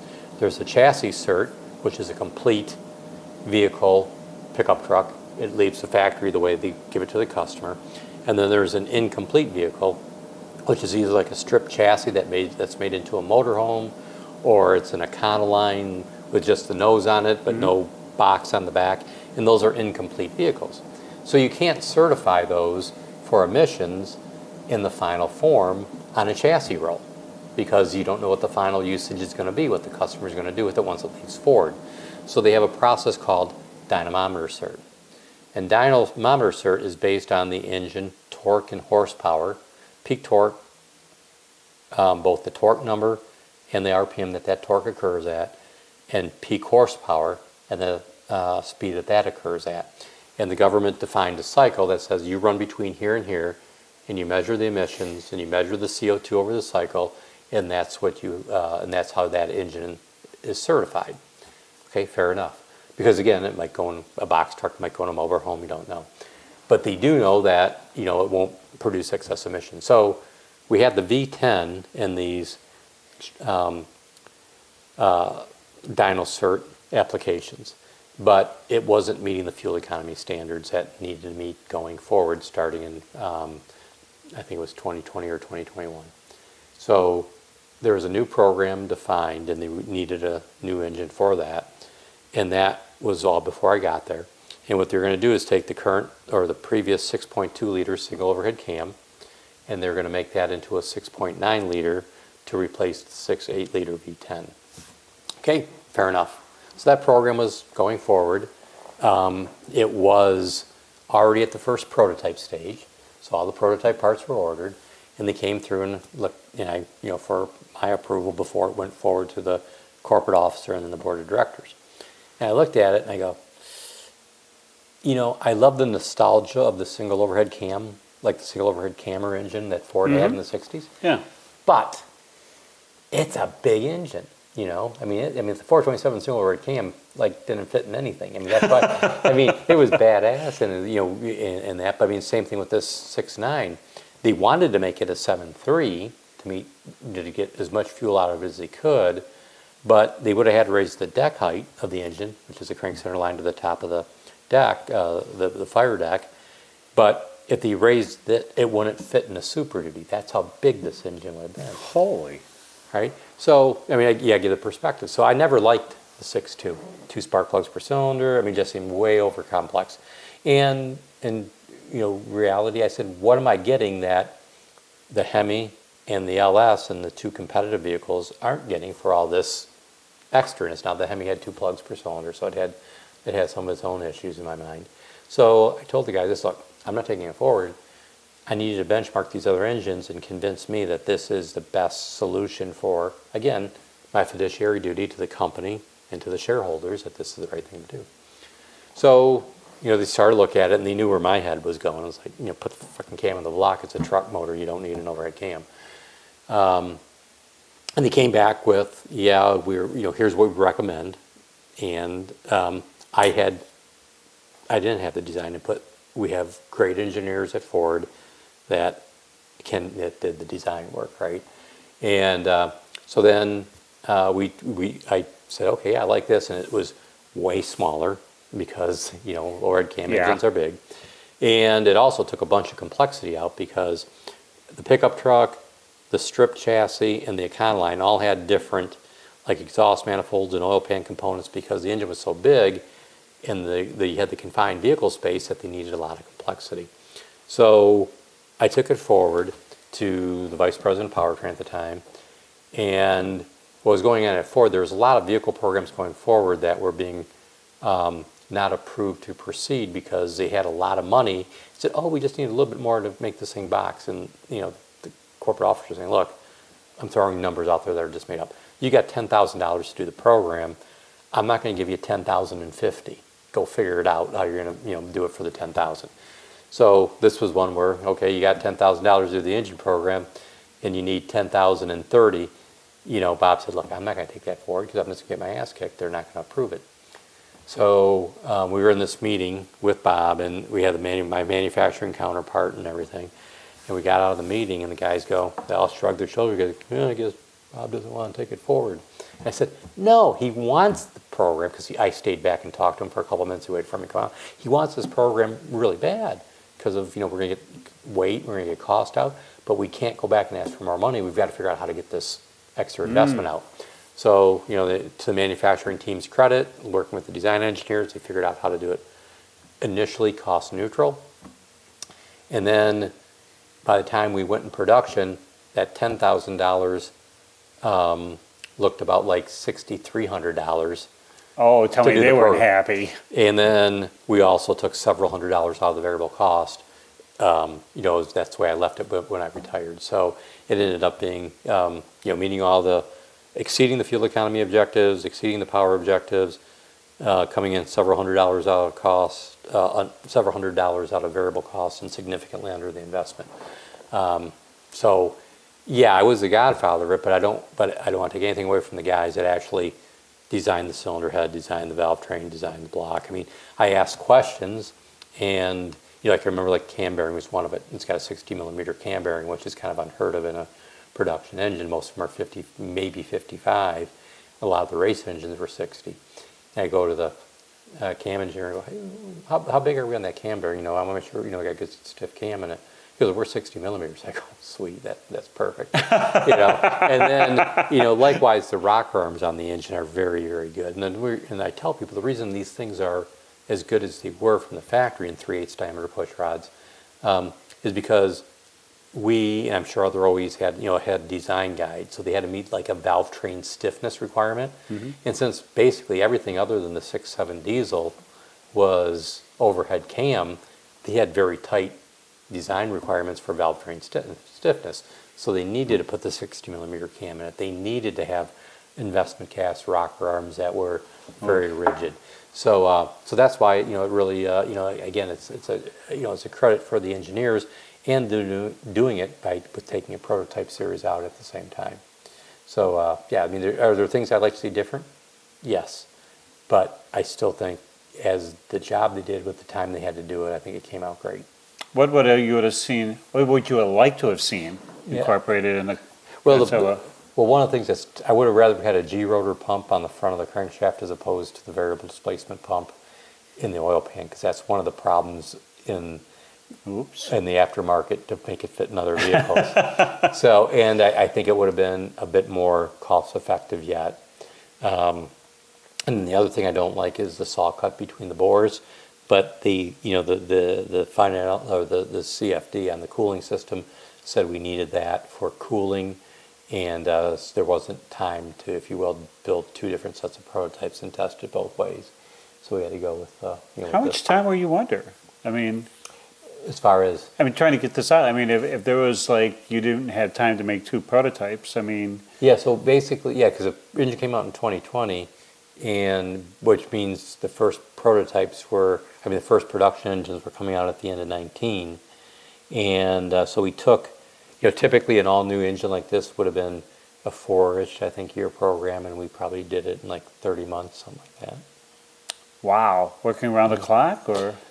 Some of the guys, yeah. I mean, again, but again, the CA tools are so good, that you would have liked to have had that prototype, that extra prototype phase. But some of the things we did, like on the cylinder head, and like I mentioned, the engineers, hey, I know you guys are doing a good job. I know you guys know what you're supposed to do. I know we've got these great CFD tools, but we've only got one shot at this cylinder head. So I just want to make sure that the flow and the combustion chamber are as good as it can be. So let's look at 3 consultants. Now the thing that was a little different for me is like the 3 consultants normally picked would have been like FEV, AVL, and some other company of that stature. But I said, but we went with Roush Yates, we went with Roush Livonia, and we went with Visner Engine Development, which are all high performance guys. Funny how that worked out. Yeah, and they all came back, giving the engineers credit, saying, look, with the constraints you have for as much water as you need in this head for cooling, because it's a heavy duty truck engine, and it's going to tow 30,000 pounds up a 7% grade, and you need struggling. Yeah, so there was nothing that they came up with from a cylinder, from a valve, from a port perspective. However, Dave Visner did ask a question, because he said, he goes, normally we point the plug at the exhaust valve, and on this engine you guys are pointing it towards the intake valve. I'm just curious, why did you guys do that? And all the guys go, their eyes all got real big, and they go, yeah, So they were doing the CFD at the same time on the injector atomization and droplet formation, and basically the injector was aimed right at the spark plug. So between Dave's question and the CFD, they said, yeah, we're going to move the spark plug. So that was the one thing that I was pretty happy that came out of the study on the outside, because it basically had the guys reprioritize the CFD work on the injector spray pattern, what was happening, which allowed us to change that before we got to the first prototype stage with the cam and block. But how much time did that lose you? It didn't lose us anything, really. I mean, that didn't lose us anything, because that was where they worked around the clock to get the prototypes there on time. And then they're all excited, and they said, there you go. Would there ever be a chance that you make your own Godzilla block? No, I won't be manufacturing any parts. So I got to believe over the next, 3 to 5 years, there will probably be an aftermarket block. There, like there is for LS and Hemi, there will probably be aftermarket heads as well. I just don't know when they're coming for sure. I mean, do people just call you out? Because, we were talking before, and we should probably go over that again. The wonderful thing about when you're talking about kids back in the 60s and 70s and 80s, you had a Gratiot Auto Supply catalog. You knew what engine you had, and you just picked. chances are good you had no idea that that 800 lift cam and that 550 single pumper carburetor and that super high rise intake manifold and whatever, they just look cool. They had great decals. I'm buying this all, put it in, nothing ran worth a shit. But you got that big yellow Excel coil. Yeah, you got that. For whatever reason. The good thing about what you're saying is, look, if you have a Godzilla, I'm going to sell you a good, better, best, and I'm going to let you know. I mean, you sell, but you're going to know that if you put in the A kit, you'll jump up 50 horsepower because we've seen it. The B kit, you'll go up to 100, et cetera, and as you go along, we've tested it, we've seen it. We're taking all the oops and goots and hopefully this is going to work. Right. You know? Yeah. These parts these are how these parts will work together, and here's where you can buy them. Now, it's got to be aftermarket people have to be knocking on your door like crazy and saying, what do you think, what do you think, what do you think? Yeah, I mean, and there's, yes, there's a lot of folks we've worked with. Some I'm super happy about, others not as excited about. What makes you not excited? When it's one way, right? They need something from you and you respond real quick, and then all of a sudden you send them a note. And then you're ghosted, right? And it's like, yeah, I hope you don't need anything like down the road because. Do they not know the Wolfie thing? Yeah, don't ignore me. Yeah, don't they know? I mean, exactly. I mean, it's that Polish in me that just gets stubborn. Yeah, you want to ignore me? Okay, well, that's it. Bye. Yeah.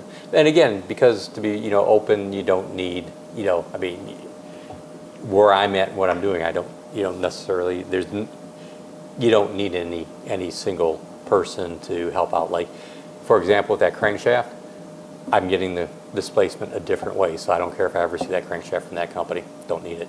I had an issue with communication with one of the supercharged companies for the my race car that I was racing. That I needed some information on what we're going to do on getting this next generation. Good communication. All of a sudden, cut off. So then I called ProCharger.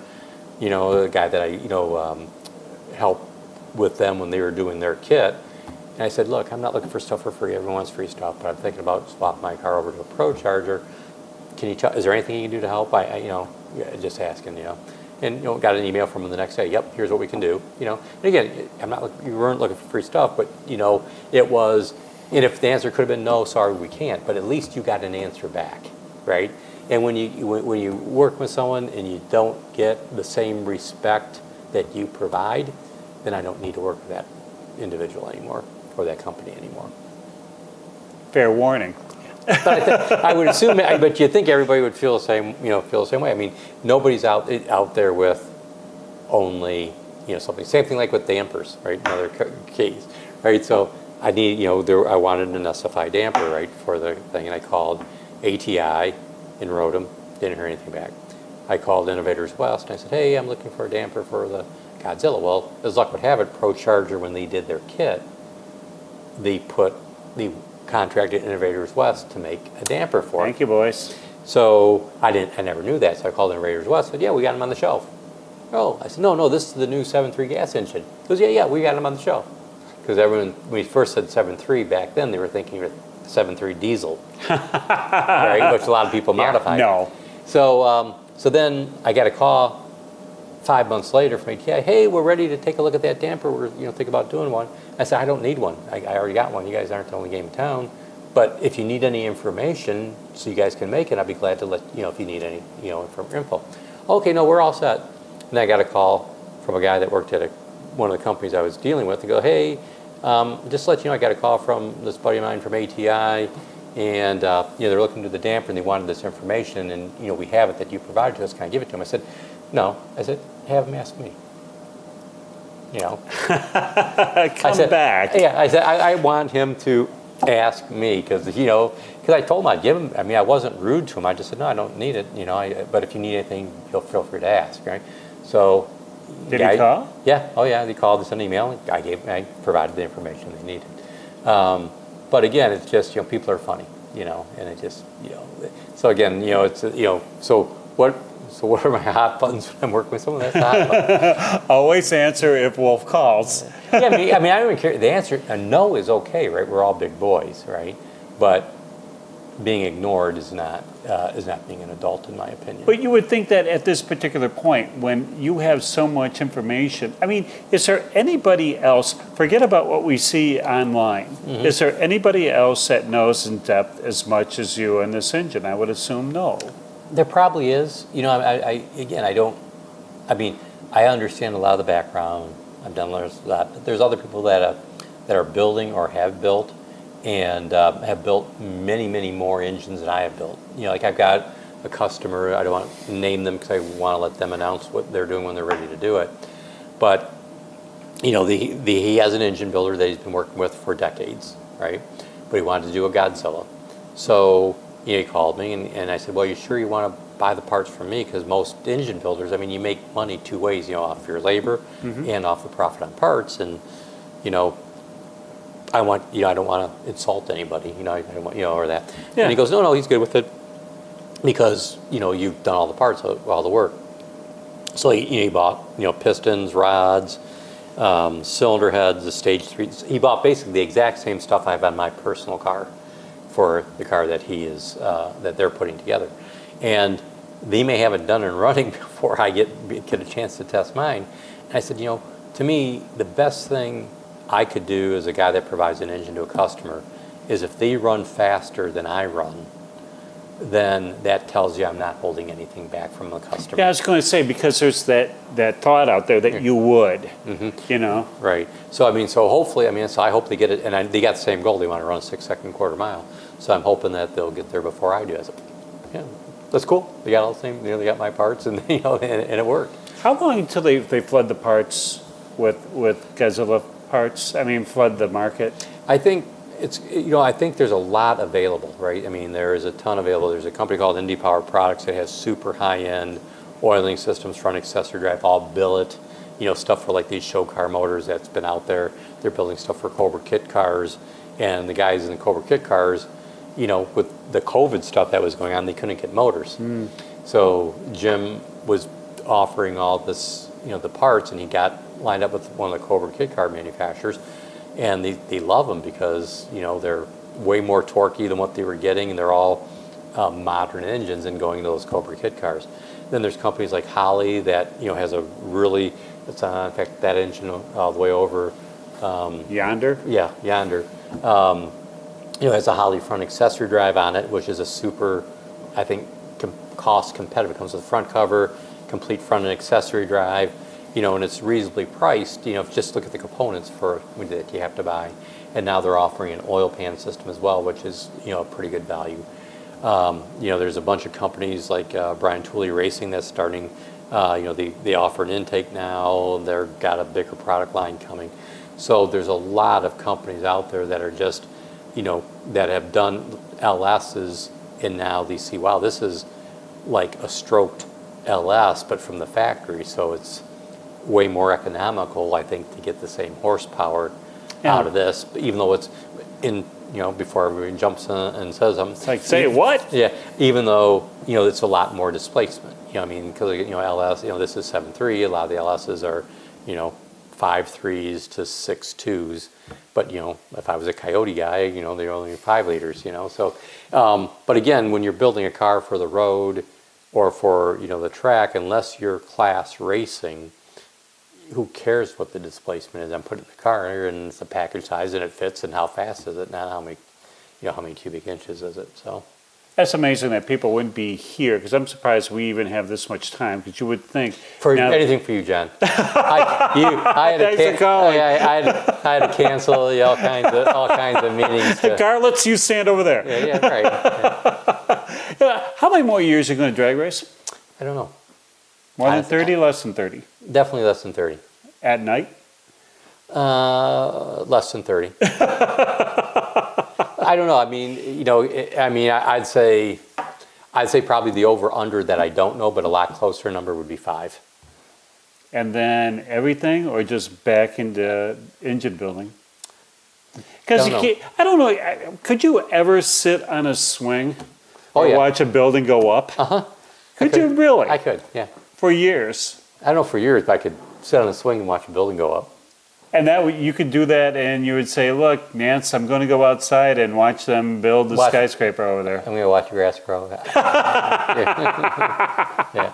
Because some guys can't. Yeah. Because you're so used to doing this, and and especially when you have a situation like this out back. Not a lot of people have one of these things.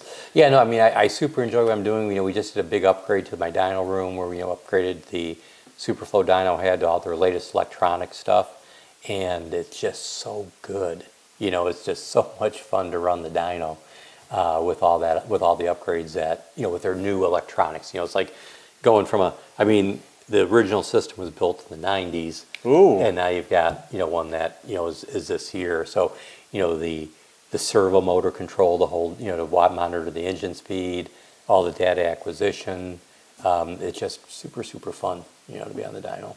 But now you get that, and now not too many people again have dynos in their backyards. Literally, you're about 100 yards away. So would you constantly do Tuesday, Wednesday, Thursday, and then go on the boat? To be open, we've got a place. We had a place in Florida, now we're sold that, and we're putting another place in Florida.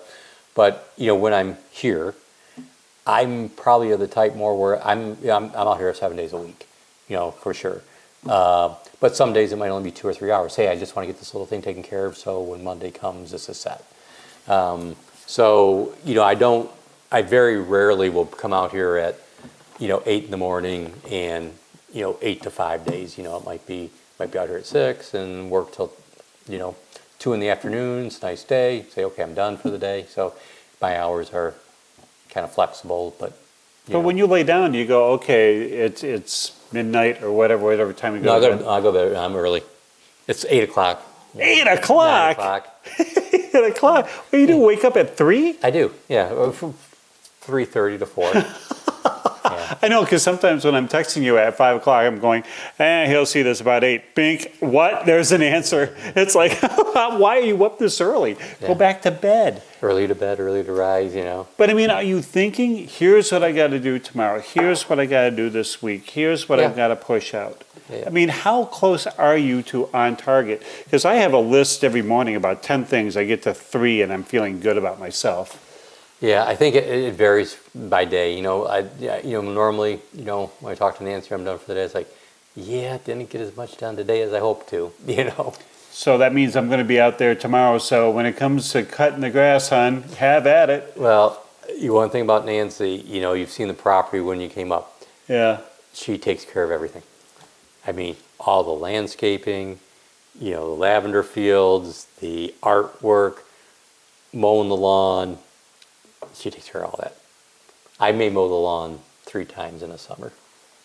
Because she's sick? Nope. She doesn't want to? Yeah, just because, because I feel bad, and I better go do something. Yeah. So yeah, but then again... it's only 3 or 4 acres to mow, On that side. Yeah. Because, there's a lot of trees around this joint. Yep. You could have your own campground. Yeah. Yeah, probably could. Yeah. So, we got 21 acres in total, but a lot of trees. So Godzilla campground with one of those inflatables, and people can never thought of that, but I haven't. Have their stuff. To relax, how do you get away? You got to break away from this thing, or do you? Or do you just say, look, Monday through Friday I'll do this, and then come weekend? No, 7 days a week. I literally. But again, it's just how long the day is. To get done what we want to get done that week. Yeah, but are you going to do that in Florida? Would you take... Because this is a lot. You're only seeing a little part here. To take all the cars, all the stock, all this stuff. This is purposely built. I don't know how many other people would buy this besides maybe Coletta, Well, there are probably a lot of people. We got a nice she shed that Nancy's got. A nice she shed, which is bigger than most people's homes. Yeah.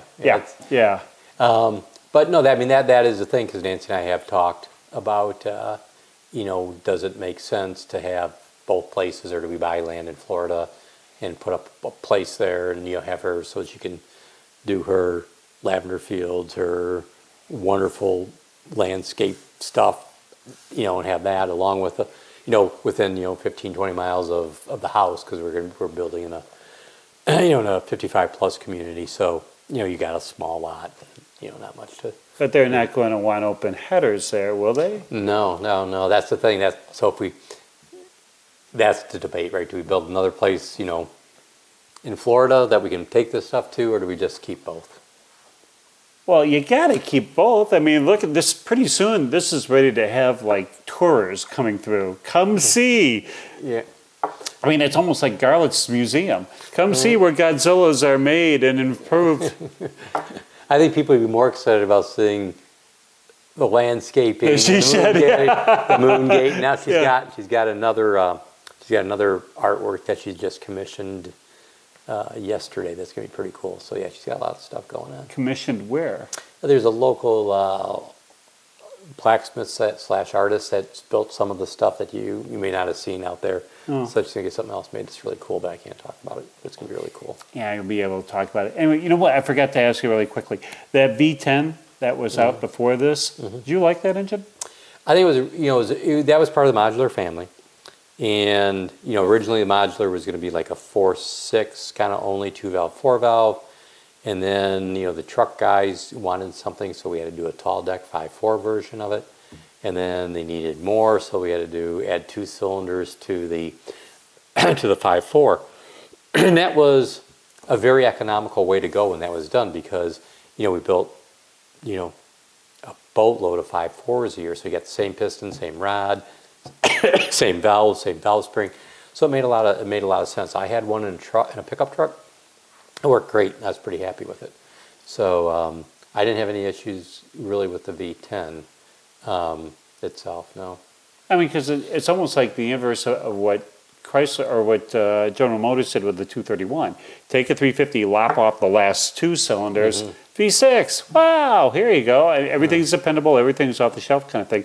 To add 2 more cylinders, as opposed to taking a whole new engine design, and that's what they said. Well, add 2, see what we got. We got off the shelf parts. Yeah, no, because the combustion system was developed, and they did put a balanced shaft in the cylinder head to make it, the NVH reasonable with it. So it worked out well until the 5.4 went away. And then when the 5.4 went away, now it's a super low volume, pretty unique engine, and now the cost went really high, and that's why, doing the 7.3 made a lot of sense. Wow, because they were going, well, is this to compete against Dodge's V10? It wasn't really, no. Because the Dodge V10 was way more cubes. It was more. We needed more cubic inches in that heavy duty truck than the 5.4 had. So. Well, they're thinking even on your other side, with all the warranty costs, with the V10 and what people were doing with those, and when they were trying to hype up the Viper motors, everybody was going, oh, is everybody going to a V10? Because GM didn't want to have any part of it. But if they're just trying to do that to get more out of the deal. That was it. Yeah, it was strict, because again, never really, not really. It never went in a car. It was strictly truck. Yeah.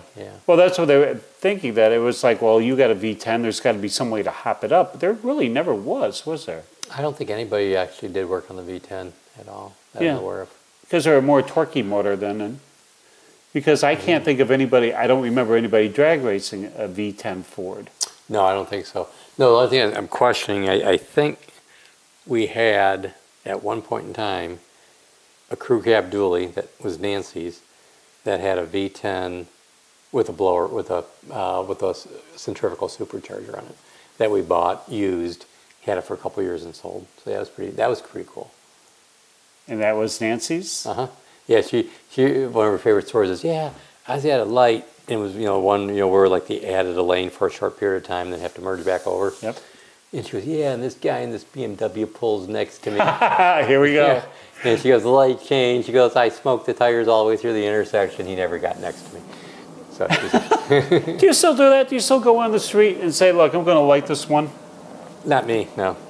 Somebody that looks like you and perhaps one of your vehicles? I don't have anything cool to drive right now. I drive a Transit Connect, because it works good to move stuff around. So you drive a Transit Connect? Yeah, that blue one that you saw coming up. Yeah, it works good. I can put in engines in the back, blocks.